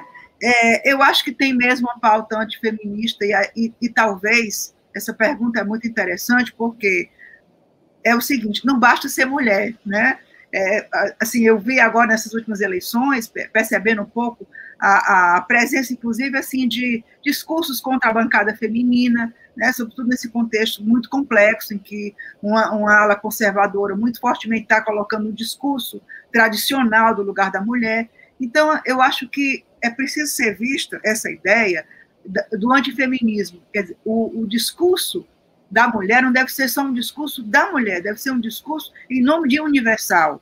Né? Na medida em que a mulher se liberta, ela liberta também o homem, porque é como se fosse a condição humana que está sendo reivindicada. Na hora que você diz assim, as mulheres têm tais privilégios, isso gera um outro tipo de formulação. Do mesmo modo, quer dizer, quando a mulher ela define um discurso antifeminista, ela está se colocando no lugar do homem, ela não está tendo um discurso a partir do lugar dela, ela está tendo um discurso masculino, um discurso machista. Isso é possível ter, né? Não é pelo fato de ser mulher que, naturalmente, ela tem um discurso que defenda sua condição. Assim como, por exemplo, a gente percebe, vamos dizer assim, preconceito racial com pessoas que são negras. Não é a condição biológica que determina, vamos dizer assim, um modo de pensar. Eu acho que isso é importante a gente ter como reflexão. Né? Guetos. Eu não sei se poderia falar em guetos. Eu acho que, de fato, né, o discurso feminista ou as feministas, elas vêm encontrando estratégias, né, e precisam também encontrar estratégias, vamos dizer assim, de adequação ou de capacidade de conversar com outras pessoas diferentes. Isso é o grande dilema hoje da nossa sociedade brasileira, tão dualizada. Né? Como é que a gente vai conseguir conversar com cabeças tão diferentes? Então, acho que o desafio do movimento feminista é esse, conseguir romper com essa barreira de preconceitos, a barreira avassaladora que hoje se colocou na nossa sociedade. Eu acho que é o desafio, não diria que se fechou em guetos, né? Eu diria que é preciso pensar sobre isso, né? Como avançar numa conjuntura desfavorável. Margarete. Bom, eu também não simpatizo muito com essa ideia de ter espaços para homens e para as mulheres. Eu lembro do desconforto que eu senti ao chegar ao Rio e pegar um metrô e ter que ir para o vagão das mulheres, porque se você vai no vagão dos homens, é como se você estivesse dando o direito de lhe importunarem, né? Eu lembro muito bem lembrei agora dessa questão do Agamben, não é, professora Irla? Sim.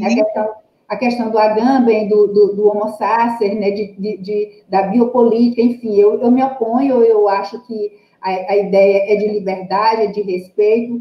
Um outro autor também que fala a respeito disso, ele fala que dessa questão de porque a mulher está na rua, porque está vestida assim ou daquela outra forma, desse jeito e não daquele, ela poderia estar ser importunada, né, de acordo com o comportamento, que é o Slavoj Žižek, ele também fala a respeito disso, e como ele é muito prudento, né, naquilo que ele fala, ele diz, olha, o gato vem na rua, tem uma carne, o gato come a carne, e a culpa é do gato ou é da carne que estava ali?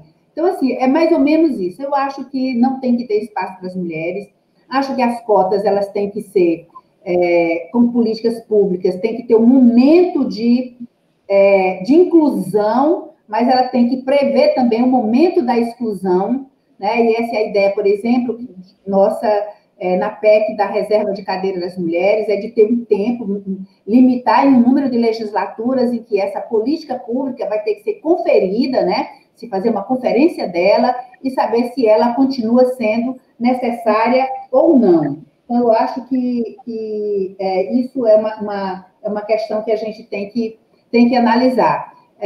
Não acho que as mulheres, não é a questão das mulheres não terem competência, a cota não é para isso.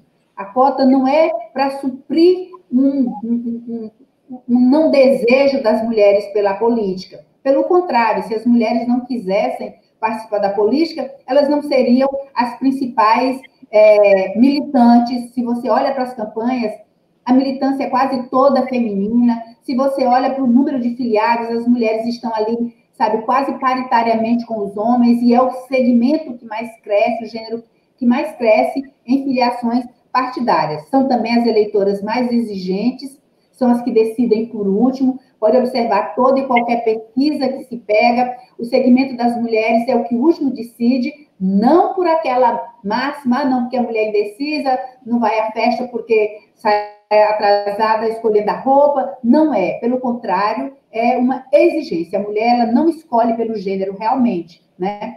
Mas essa dificuldade, esse espaço tão, vamos dizer assim, tão árido para as mulheres, esse espaço tão desconfortável para as mulheres, que é na política, onde a nossa fala é interrompida mais vezes que a dos homens, né? Onde os homens explicam para nós mesmos o que nós estamos querendo dizer, e isso são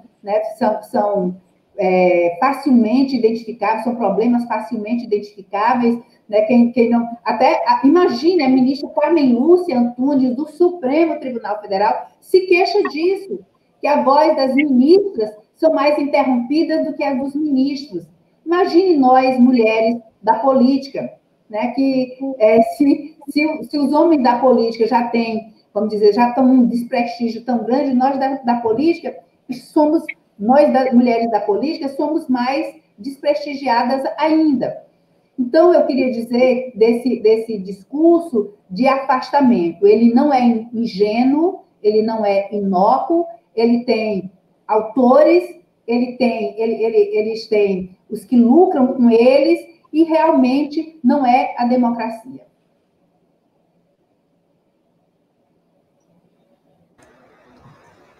Certo, vamos então, temos aqui uma pergunta da Isabel de Assis. Como as universidades podem ajudar a mudar esse cenário, para além das pesquisas, que são importantes, mas que tendem a ficar dentro da universidade? Essa é a primeira pergunta. Daiana Ferreira. Quais mecanismos poderiam ser adotados para minimizar ou acabar com as candidaturas laranjas das mulheres? Como contribuir para que haja uma participação efetiva da mulher na política brasileira? E Iuna Carvalho. Qual a visão das palestrantes sobre a atuação parlamentar das mulheres eleitas? Agora podemos começar com a Margarete? Pode. E aí? Perfeito. Ai, desculpa, Mona Lisa. Eu esqueci a primeira pergunta. Qual era o papel da universidade, para além das pesquisas de... A segunda, que eu achei super interessante, mas estava anotando e terminei perdendo. quais mecanismos podem ser adotados para minimizar ou acabar com as candidaturas laranjas, né? Ou seja, como contribuir para a participação efetiva das mulheres na política? Tá. Bom, primeiro, a questão das candidaturas laranjas. Nós já começamos essa grande luta, não é, de acabar com as candidaturas laranjas. Porque nós, de que forma? Acontecia, né? As candidaturas laranjas, a gente percebia as mulheres se candidatarem, vi com 0 voto, ou seja, nem elas próprias votarem nelas, né? Aqui no Piauí, nós começamos um processo, né? Não havia, o legislador trouxe a obrigatoriedade das cotas, mas não trouxe a punição e nem o instrumento jurídico a ser manejado contra o não cumprimento das cotas. Então, nós, aqui no estado do Piauí, nós ajuizamos todas as ações eleitorais. Porque todas as ações que a gente ajuizava, era sempre dizer, olha, esse não é o instrumento jurídico, essa parte não é a competente para estar no polo passivo, ou não está no polo ativo, enfim. E nós resolvemos fazer uma brincadeira, né, com a Justiça Eleitoral. E ajuizamos todas as ações cabíveis no repertório eleitoral contra essas candidaturas fictícias. Até que a Justiça Eleitoral disse que 2 dessas ações eram cabíveis, que era uma ação chamada Investigação Judicial Eleitoral e a outra AIME, né, que é a ação de impugnação de mandato eletivo. As 2 seriam cabíveis. Não houve tempo, esse é o caso de José de Freitas, não houve tempo de se dizer qual a consequência, o que acontece com alguém que pratica fraude, ou com alguém que se beneficia da fraude. Nessa eleição agora, de 2016, nós, no caso Valença do Piauí, outro caso do Piauí, outro leading case do Piauí, nós, restou provado, restou decidido pela Corte, de que a consequência é a queda, a desconstituição de toda a chapa. Todo mundo que está na chapa foi beneficiado pela candidatura laranja. Porque se não tivesse candidatura laranja, a cota não teria sido cumprida e, portanto, essa chapa não teria sido registrada. Então, nesse caso, quem se beneficiou da fraude, isso é uma regra geral do direito eleitoral, todos que se beneficiam da fraude ficam inelegíveis e perdem os mandatos. Então, isso que aconteceu. Então, levar a sério a cota, né? Mas também transformar a cota atrativa para os partidos políticos. Nós estamos com um projeto de lei tramitando no sentido de que o fundo partidário e o fundo de campanha, ele é contabilizado na medida em que do número de parlamentares eleitos. E nós estamos propondo um jogo do ganha-ganha. As candidaturas de mulheres, os mandatos de mulheres contarem em dobro. Então, com isso, qualquer partido pode se beneficiar, né, das candidaturas mulheres. Com isso, os partidos vão buscar mulheres realmente competitivas, porque isso vai contar, né, em dobro para a distribuição do fundo partidário e também para a distribuição do fundo eleitoral. Eu acho que minha resposta deveria ser, com relação à candidatura laranja, a legislação prevê especificamente que partidos políticos e seus dirigentes, todos que participassem da fraude, deveriam ficar inelegíveis e pagar multas. Mas isso seria no mundo ideal. No mundo de hoje, uma legislação com esse teor não tem condição de tramitar naquela casa. Não tramita. Não tramita como não tramitaram os 2 processos, os 2 PLs de violência política contra a mulher. E também no sentido de que nós não temos mulheres suficientes para aprovar uma lei dessa forma, porque realmente existem mulheres que acham que não precisam de cotas, né, que as cotas são discriminatórias, que elas não precisam de cotas, que não precisam de fundos partidários para se elegerem. Entretanto, mesmo que eu, por exemplo, hoje, com meu capital, eu fui a 4ª deputada mais bem votada do estado do Piauí, já fui vice-governadora, já fui deputada estadual. Claro que hoje eu sou uma candidatura, eu sou uma afiliada atrativa para qualquer partido político. Eu não preciso da cota, talvez não precise do fundo partidário, embora eu tenha sido eleita com fundo partidário. Mas e a mulher periférica, e a mulher preta, e a mulher lésbica? Será que elas podem abrir mão da cota? Então, eu não tenho direito de abrir mão dela, porque ela é uma luta de toda uma categoria. Mulheres morreram para ter o direito de votar e serem votadas. Não sou eu que vou abrir mão delas, pelo contrário. Eu sou a primeira, já que eu, vamos dizer, já que eu ultrapassei esse portão, eu tenho não só o direito, mas o dever, a obrigação de lutar para que mais mulheres também consigam ultrapassar sem ter que pagar o pedágio caríssimo que é da violência política. Que você é gorda, que você é feia, que você não cuida da sua casa, que você é mal vestida, ou que você é dondoca, que você é meramente um rostinho bonito. A violência política é um preço, não deve ser um preço que a mulher tenha que pagar para estar na política. Com relação ao que as universidades devem fazer, eu acho que as universidades devem abrir espaço para as mulheres na política também, como em todos os demais segmentos, né? Como os conselhos, enfim, os conselhos, todas as empresas, enfim, as universidades também têm que abrir esse direito. Aqui, a Universidade Federal do Piauí existe desde 1971, nunca teve uma mulher reitora, né? E eu ouvi também, eu acho que, não sei se foi a Mona Lisa mencionar, ou foi a Irlis dizer que a Universidade Federal do Ceará também nunca teve. Então, não é incomum, pouquíssimas reitoras no Brasil. Com relação à atuação parlamentar das mulheres, olha, eu sou contra esse escrutínio que não é feito com as candidaturas dos homens. Mas a gente está tratando aqui de candidaturas de mulheres, e eu gostaria de dizer o seguinte, dar meu testemunho com relação às mulheres que estão hoje lá. Nós somos 77, claro que nós nos unimos em torno da violência doméstica contra a mulher. A violência realmente é um tema que nos une, e nos demais temas nós não convergimos obrigatoriamente. Mas isso não é diferente também com os homens. Existem temas que os unem e existem temas que não os unem, que não encontram unanimidade entre eles.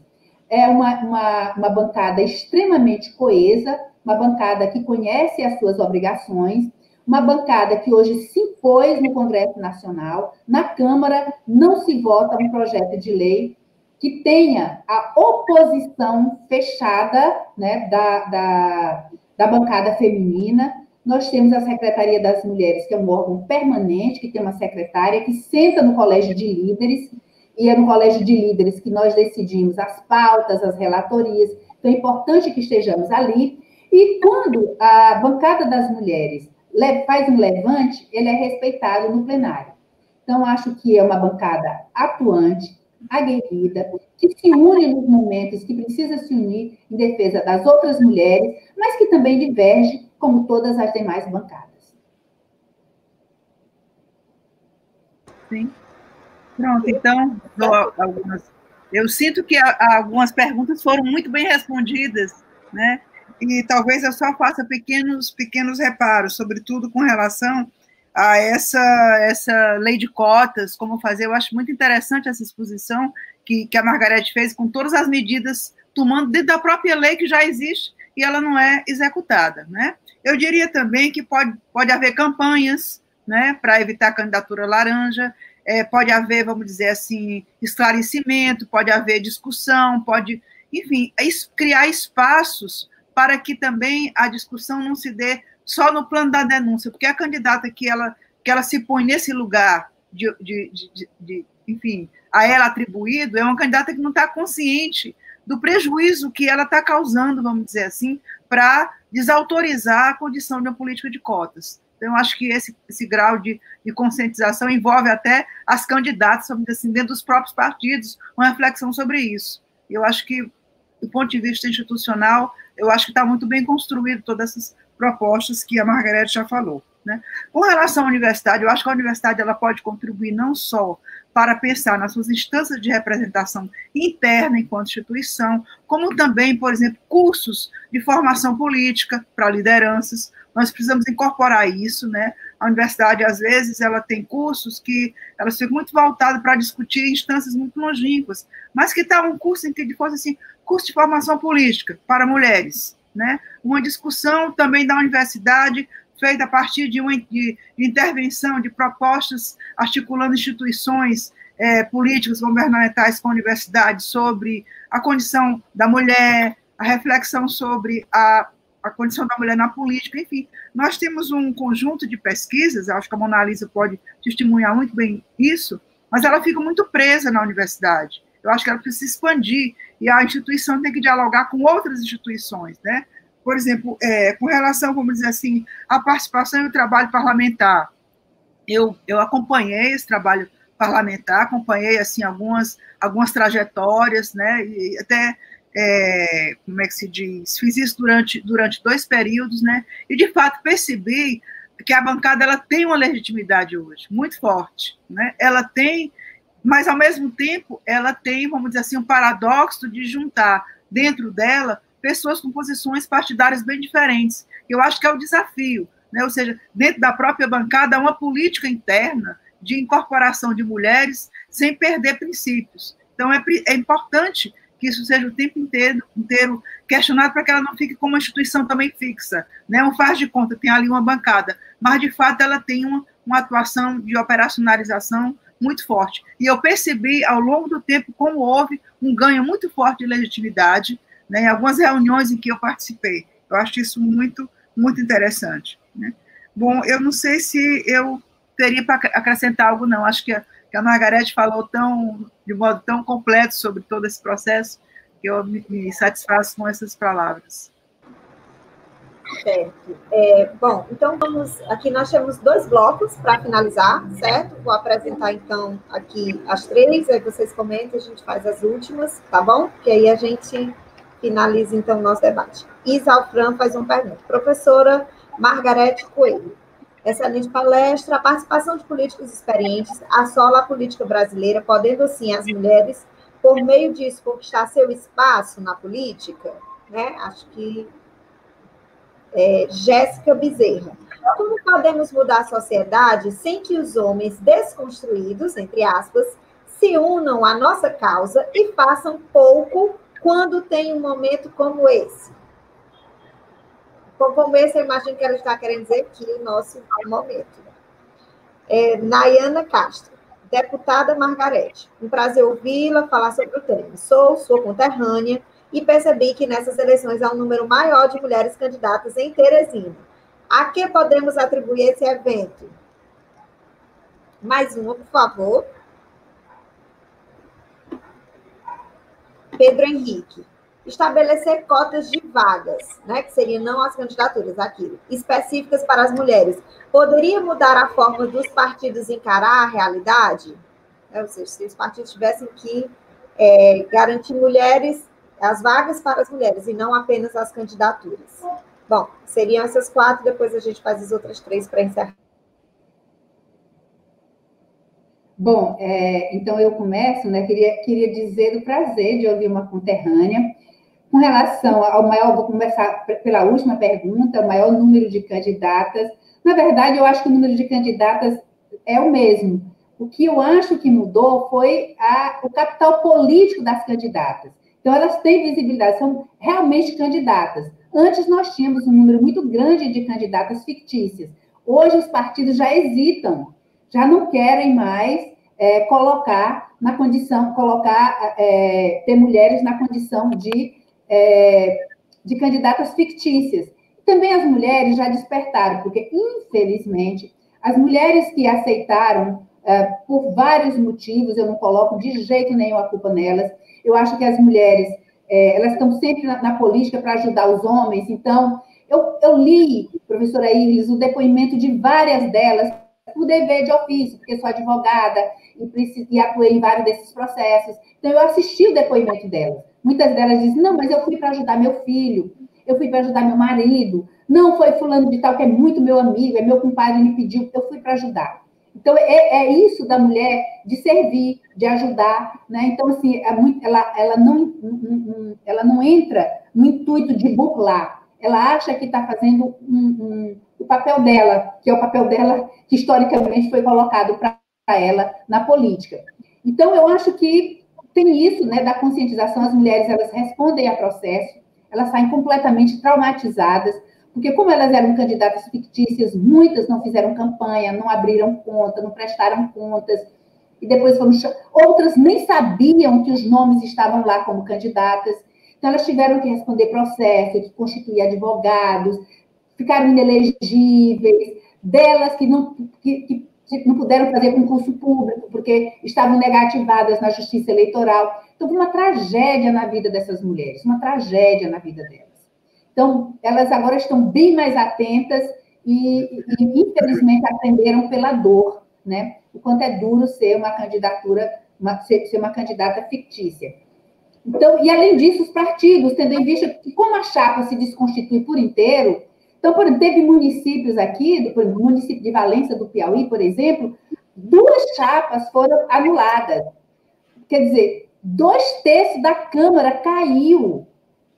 Entraram outros vereadores, a Câmara se renovou com um verdadeiro strike. Então, os partidos estão temerosos, as mulheres estão atentas, e os candidatos que estão na chapa, que se beneficiam das candidaturas laranjas, muitos deles já não querem ficar, já estão atentos para saber se tem laranja na chapa. Porque se tiver, eles sabem que vai cair. Entendeu? Então, assim, aqueles, mas eu não sabia, não fui eu que... Como não sabia? No município, por maior que ele seja, até mesmo em São Paulo, eu digo porque eu me candidatei inúmeras vezes, a primeira coisa que a gente olha é quem são os candidatos para saber quem tem mais potencial que você, para calcular o número de votos que você precisa ter, e também acontece também na hora de escolher o partido. Você olha quem são os candidatos. Então, não adianta dizer que não sabe quem são os outros candidatos, quem é laranja e quem não é. Sabe sim. Sabe sim. Então, assim, os outros candidatos sabem que vão cair, os partidos sabem que vão perder a chapa por inteiro e as mulheres sabem que vão ser processadas depois. Então, isso é muito importante que se diga, né? Esse aprendizado na dor. A outra pergunta que me foi feita, me ajuda, Mona Lisa. Foram 2 perguntas, não sei se eu respondi as 2 numa só. A cota de vagas, o que poderia mudar, né? A cota de vagas muda da forma como nós estamos prevendo, que nós pensamos em colocar uma gradação. Qual é a ideia? De ampliar a base. Hoje, por exemplo, mais da metade dos municípios brasileiros não tem nenhuma mulher na Câmara. Então, criar já uma cota daí diferenciada de 10%. Isso é uma grande diferença, né? Porque num município pequeno, 9 vereadores, 11 vereadores, como são aqui no Nordeste, você colocar uma cota maior de 10, de 20, 30, seria realmente muito difícil para os partidos. Mas você fortalece essa base, né? A mulher que se candidata a vereadora, na próxima eleição, ela já está desperta, já pode ir para prefeita, que for candidata a prefeita, já desperta, já pode ser candidata a deputada. Então, você vai fortalecendo, vai preparando essa mulher para concorrer. Então, a ideia era 10% na base, né? Hoje, nas assembleias legislativas, nós temos várias assembleias que não tem nenhuma mulher, né? Então, nós já iríamos mais para 15%. E na Câmara, que nós já temos 15% das mulheres, nós não queremos ter retrocesso. Então, nós queremos ter cerca de 20%. Como a PEC que veio do Senado, que está tramitando na Câmara, ela veio com um percentual de 10%, 12% e 14% numa gradação, ela não agrada a bancada feminina, porque ela vai promover um retrocesso, porque 15% nós já temos. Então, nós queremos criar essa gradação, essa proposta que nós vamos fazer, o presidente Rodrigo Maia me pediu que coordenasse essa comissão, e esse trabalho que nós vamos começar a partir da semana que vem, para a intenção de tentarmos votar até o final desse ano, para que na próxima eleição, nós já não vai valer para essa eleição municipal, mas que para a próxima eleição geral, nós já tenhamos esses percentuais, essa PEC já introduzida na nossa Constituição, para que a gente possa valer a partir daqui. Acho que eu respondi, né, a todas as perguntas que fizeram. Estou faltando um. Pronto, agora eu falaria? Sim, eu queria chamar a atenção para, eu acho que uma coisa muito importante é pensar no crescimento da experiência social. Eu acho que nós temos que pensar, né, do ponto de vista histórico, a cada situação em que as mulheres aparecem mais, elas se candidatam, elas crescem, isso vai criando, vamos dizer assim, um estado de participação efetivo. Eu acho que as medidas pioneiras, elas são experimentais, como a cota foi experimental. Então, ela tem um processo de correção no caminho, uma rota de correção. Acho que esses exemplos todos que a Margarete falou, sobre candidatos que se arrependeram, que não sabiam nem por que estavam lá, né? É uma prova de que, de fato, houve um ensaio naquele momento. Isso não significa dizer que as cotas não são importantes. Eu acho que as cotas, elas são uma espécie, vamos dizer assim, de reconhecimento do quanto a nossa sociedade é desigual. Nós somos muito desiguais, né? Nos acessos, nas diferenças, nas atribuições, nos reconhecimentos. Então, as cotas, que são feitas não só para candidaturas políticas, mas também feitas para a universidade, né, para situações de desigualdade social, racial, elas são importantes como se fosse uma correção, mas elas não são solução. Elas estão atuando lá na ponta. Na realidade, esse processo é um processo de mudança cultural e social, que ela vai se dar ao longo do tempo. Agora, quando nós temos mulheres pioneiras, mulheres que conseguiram, né, a Margarete pode falar muito bem sobre a sua situação particular, né, conseguiram romper as barreiras, né, e ter um bom desempenho político, isso tem repercussão muito positiva. Isso cria espaços e cria, vamos dizer assim, exemplos, cria linhagem a ser seguida, enfim, situações que eu diria que assim, é a cota de experiência social. Então, nós somos ainda muito recente no Brasil em relação a essas políticas de cota. Né? Assim, somos, inclusive, poucas se a gente compara com a América Latina, se compara com outros países, onde essa diferença ela é muito grande entre nós. Né? As cotas nós somos, nesse sentido, inaugurar de um processo. São ainda experimentações iniciais com correções institucionais e correções de natureza cultural. Né? Penso também sobre o lugar da política na nossa vida. Às vezes, assim, pensar o que é a política na nossa vida. Né? A gente, quando eu vi a Margarete falando, tipo assim, eu fui ajudar meu irmão, o meu marido, o meu filho. Então, assim, eu também percebi isso em muitas entrevistas que fiz. Né? Ou seja, a presença da família é muito forte ainda como instituição reguladora, instituição representativa das demais. Então, a política é outra coisa, a política não é uma família, a política é uma outra esfera de representação, e isso é preciso que se aprenda ao longo do tempo. Né? Quando você está na política, você está representando eleitores desconhecidos, pessoas que você não conhece, e sobre os quais você não tem uma relação de intimidade. Isso é muito, muito forte, muito importante para pensar qual é o lugar da política, que também é um aprendizado para todos. Quando a gente percebe, vamos dizer assim, algumas ondas de paternalismo, compra de votos, né? Enfim, outras situações que estão também no mundo masculino muito forte. O mundo masculino está cheio, vamos dizer assim, de representações domésticas da casa que se ampliam para o mundo da política. Né? É o político que compra voto, é o que faz favor, o que constitui os seus eleitores como uma grande família. Então, não está só no universo feminino essa situação. Eu acho que é um processo de experiência e de aprendizagem que atinge a homens e mulheres também. Bom, agora nós temos duas últimas perguntas para finalizar. Acho que o público, isso é bom, porque significa que o público gostou bastante aqui desse momento. Política para Elas faz uma pergunta que é uma pergunta muito interessante. Qual o impacto que o fim das coligações proporcionais trazem às candidaturas femininas? Né? Esse ano é o primeiro momento aí dessa experiência. Como o impeachment da ex-presidenta Dilma Rousseff houve uma onda de descrédito na figura feminina na política? Eliette Oliveira que fez essa pergunta. Pode iniciar, Margarete? Margarete, inicia, então. Pode. Obrigada, professora. Bom, primeiro, eu achei ótima essa oportunidade de falar sobre o fim das coligações. Beneficiou muito, principalmente na questão do enfrentamento às candidaturas laranjas. De que forma? Como é que funcionava dentro das coligações?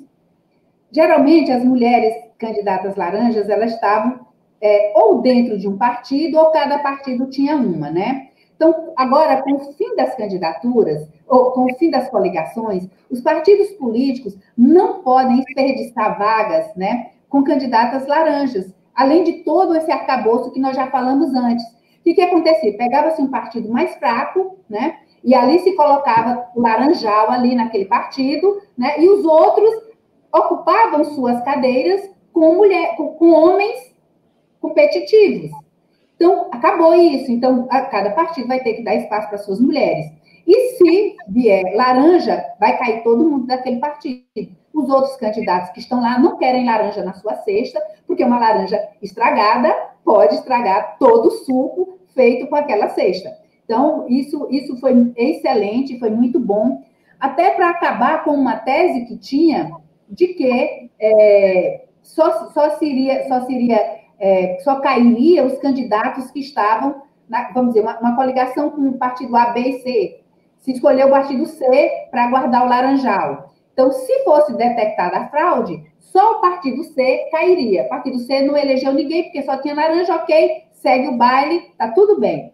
Agora, não mais, né? Agora, não mais, botou uma laranja estragada no cesto, vai estragar todo o seu laranjal. A outra... Gente, eu tô disléxica, esqueci da pergunta. A segunda é se, com o impeachment da Dilma, a gente pode ter percebido alguma onda de descrédito na imagem feminina. Não, sinceramente, eu vou falar só eu não tenho nenhuma pesquisa nesse sentido, não tenho nenhum dado técnico a respeito disso. Falo de uma sensação. O impeachment da Dilma só revelou a verdadeira face, a face cruel da violência política contra a mulher. Como os memes eram sexistas, sabe? Como eles sempre induziam, de alguma forma, ao estupro, né? Como a Dilma, quando ela errava, ela era tida como burra, como anta, e veja-se que depois dela vieram, e antes dela, tantos outros que erravam também, e que erravam feio, e que têm dificuldades com a linguagem, enfim. Como ela era escrutinada todos os dias. Eu acho que o caso da Dilma mostra a verdadeira face, o quanto é cruel a violência política contra a mulher. Não tenho a sensação de que piorou com isso. Apenas não mudou nada. Não mudou nada e a gente teve contato com essa realidade tão brutal, né? Se a Dilma falava forte, era histérica, mandona. Se ela chorava, estava de TPM, era fraquinha. Se falava mais forte é porque ela é homossexual, ela é lésbica. Enfim, todas essas questões. Se aumentava o preço do combustível, a Dilma tinha que ser estuprada por uma bomba de combustível. Então, eu acho que revelou, né? Colocou uma lente de aumento nessa violência do dia a dia que todas as mulheres da política passam, todas as mulheres da política sofrem. É uma violência que não só afasta da política, é uma violência que mata. Haja visto o caso da Ceci Cunha, haja visto o caso da Marielle, que foram mortas em questões políticas. Ah, mas a política mata homem também? Mata. Mas mata homem por disputa de poder, e não porque são homens e estão no lugar que não deveriam estar. Eles estão no lugar que deveriam estar, mas eu quero o lugar dele para mim. Então, vou às últimas consequências. Com relação à mulher, não. Ela é burra, ela é histérica, ela é incompetente, ela fala demais, ela não sabe o que quer, ela não aperta que ela chora. Então, tem todo esse imaginário. Como enfrentar esse debate? Eu tenho defendido, nós defendemos esse debate de uma forma técnica, né? Cada vez que me fazem uma pergunta difícil, eu respondo tecnicamente e realmente não há uma interlocução, porque também os homens não estão preparados para responder perguntas difíceis. Agora eu vou Grata, Margarete, agora aí. Acrescentar um pouco, embora me sinta assim, muito, muito contemplada, né, nas palavras da Margarete. Eu diria que essa discussão da coligação, acho que é uma criação de um mecanismo interno de controle. É muito bom quando você cria um mecanismo interno, né, entre pares, porque isso evita que a repressão e a fiscalização venha todo de fora. Então, eu acho que foi sábio nesse sentido de evitar essa proposta, vamos dizer assim, da existência de laranjas, que eu acho que com o tempo, né, talvez tenda a acabar por todas essas circunstâncias aí que já foram mencionadas. Com relação ao impeachment, assim, os estigmas todos criados, eu acho que isso só revela que os preconceitos, eles antecedem o mundo da política. A política, ela só é como se fosse um holofote, né, que durante determinado momento disfarça, mas ao menor dificuldade, a menor contradição, ao menor conflito, ele vem com toda a intensidade. intensidade, como se fosse uma coisa recalcada. A gente supõe assim, a Dilma chegou lá, agora o presidente é igual a todas. No momento em que o seu governo foi sendo fragilizado, é como se fosse assim, o vírus do preconceito, ele encontrou, vamos dizer assim, um espaço largo, aí sim, apareceu toda a condição, né? Não negociava, era grosseira, não cuidava bem da casa, fazia empréstimos, o dinheiro é porque não administrou bem, porque não sabia nem lidar com o dinheiro, né? Aí tem a questão da histeria, enfim, se a gente for fazer uma análise, eu acho que a Mona Lisa tem muito a dizer sobre isso, ela podia até sair da condição de interlocutor e falar um pouquinho sobre isso, porque ela acompanhou as notícias e viu como eram as manchetes, como eram as piadas que circularam muitas piadas, tá entendendo? Assim, piadas de bar, isso invadiu o cotidiano. Eu acho que para a gente da área de ciências sociais é um prato cheio perceber como os preconceitos ele tem uma longevidade e ele consegue, em determinadas circunstâncias, ficar um pouco escondido, mas em momento oportuno eles aparecem muito fortemente. Então apareceu assim uma mulher fragilizada, tá entendendo? Quer dizer, uma mulher com todo o estigma possível de mulheres, não só na política, mas também na vida privada, porque apareceram preconceitos também com relação a ser lésbico, sapatão, tudo apareceu nesse momento, né? Enfim, é muito incrível a gente perceber isso, eu acho que isso é algo de muita seriedade. Eu, inclusive, guardei algumas reportagens, algumas coisas, algumas piadas, né? Em algum momento eu retomo isso aí para poder estudar e escrever sobre isso, porque eu acho, assim, algo muito forte para a gente pensar do ponto de vista histórico, porque, de fato, é a primeira mulher, então, essa circunstância mostra que chegar lá na política não elimina o preconceito, mas apenas esconde um pouco o que já existe na vida social e cultural. Então, eu provoquei você, Mona Lisa, para você falar alguma coisa. Então eu vou agradecê-las pelos comentários. Vou dar, então, meu breve comentário.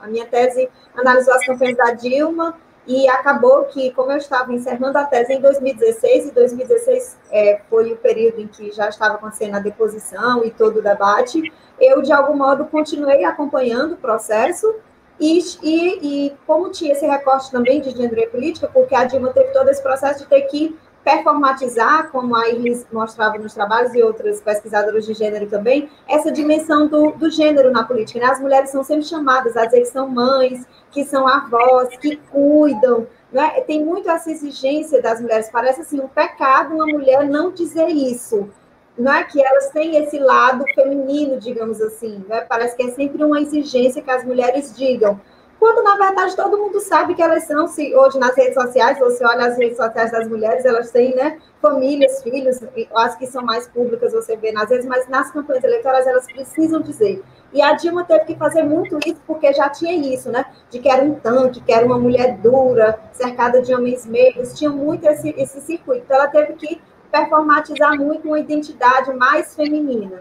E quando veio o processo da deposição, essa misoginia, digamos assim, essa violência política, como a Margareth falou, essa violência de gênero, ela realmente foi de um nível muito expressivo, porque ela esteve em vários níveis. Ela teve nesse nível das redes sociais, em que você tinha várias charges, e charges sempre assim, no corpo, né? Eu lembro, assim, que a charge que mais me chamou a atenção era uma charge que era ela de costas, nua, como se tivesse um sapato nas nádegas dela, e a faixa, tipo, rasgando, se desfazendo, a faixa de presidenta. Então, assim, muito forte, né? E circulou muito no ambiente das redes. Tinha uma outra charge que circulou no site de um grande partido nacional, que era o maior partido de oposição naquele momento, que ficava como se ela tivesse recebido um presente, e aí era assim, olha o presente que eu recebi, era uma blusa, tomara que caia. Nunca que você ia ver uma charge de um homem recebendo uma peça de roupa. Você só viu aquilo que era uma mulher, né? Então, assim, as peças de roupa também, que foi outro grande tema, as roupas que usava na posse, as roupas que não usava, as comparações. E teve também uma capa da Isto É, que tirou uma comemoração dela fazendo gol, e usou como se fosse ela histérica ou com muita indignação diante do processo do impeachment, que estava com raiva dos assessores e etc. Sendo que tinha sido uma foto de ela comemorando um gol na Copa do Mundo, quer dizer, descontextualizou completamente a imagem e etc., para passar essa ideia de que as mulheres nervosas, histéricas e tal. Então, de fato, eu não tenho pesquisas de lá para cá, assim, desdobramentos. É difícil com os dados a gente dizer que necessariamente houve um impacto para as mulheres, porque em 2018 a gente teve esse aumento, tanto nas assembleias quanto no Congresso Nacional, das mulheres. A gente vai ver agora em 2020, né, como é que vai ser isso a nível das prefeituras e das vereanças. Vamos ver como é que vai ficar. Mas, assim, do ponto de vista da representação das mulheres na política, a gente tem visto ainda alguma disputa, né, a nível de que performance é essa que as mulheres devem ter na política, que imagem devem construir. Eu acho que a pergunta da Maria Clara foi um pouco nesse sentido, né? Acho que agora a gente tem mais disputas em torno disso, que imagens devem ser construídas, mas eu acho que é isso, assim, essa é a democracia. Quanto mais mulheres estiverem na política, mais possibilidades nós vamos ter de estudar e de ver esses debates. Então, eu queria passar a palavra para a Iris, depois para a Margarete, para elas se encaminharem. Então, vou aqui logo fazer o meu agradecimento à comissão organizadora pelo convite de estar com essas duas grandes mulheres, de poder ouvi-las, de aprender com elas, ao nosso público que nos ouviu, e também agradecer a todo mundo que esteve com a gente até agora. Passo, então, para a Iris e depois Margarete. Queria agradecer a participação, a oportunidade. Eu acho que, para mim, um debate sempre é enriquecedor, né? Para quem fala, para quem escuta. O prazer de ter repartido esse momento com a Margarete, com a Mona Lisa, com pessoas que também têm um grau de reconhecimento pelo seu trabalho muito grande, né? E dizer que eu fiquei muito contente com essa tarde, aprendi muito, e agradecer aos organizadores do encontro de Ciência Política do Nordeste, dizer que está muito forte, né, este programa, já com este debate com o público, com esse grau de participação. Obrigada. Bom, eu também gostaria muito de agradecer, renovar os agradecimentos que fiz à organização do evento, agradecer também, dizer do enorme prazer que tive em conhecer a professora Iris, fiquei muito feliz de conhecer sua pesquisa, professora. Já estou querendo ler, já vou começar a pesquisar, né, os seus escritos. Mona Lisa, um grande prazer, muitíssimo obrigada. Que grande injustiça a gente está debatendo e você está só intermediando, viu? Grande injustiça. Agradecer a todos que nos ouviram. Olha, dizer que a violência contra a mulher é muito sutil, mas não é nem tanto, né? Ela é sutil na medida em que está tão, vamos dizer assim, tão naturalizado o espaço do homem e da mulher, que nós terminamos não nos apercebendo dela, mas ela existe, ela está aí e realmente transforma a vida das mulheres na política. É bem mais difícil do que a vida dos homens na política. Agradecer muitíssimo, dizer que estarei sempre à disposição, que é um tema que me convoca, que me sinto no dever de debater sempre que tenho oportunidades. Muito feliz, aprendi muito hoje aqui com as colocações da Mona Lisa, da professora Iris, e também com as perguntas que vieram, sempre muito inteligentes, muito perspicazes, e sempre no ponto ali, algumas indo no nervo, né? Muito obrigada e muito feliz com a participação de hoje. Grata. Em nome da organização, agradeço a presença de todas e todos. Boa noite. E a mesa de encerramento, às 20 horas, acompanhem. E bom fim de congresso a todas e todos nós. Obrigada. Foi muito bom ter você aqui conosco. Para ter acesso às próximas mesas redondas, clique no link correspondente. Até lá!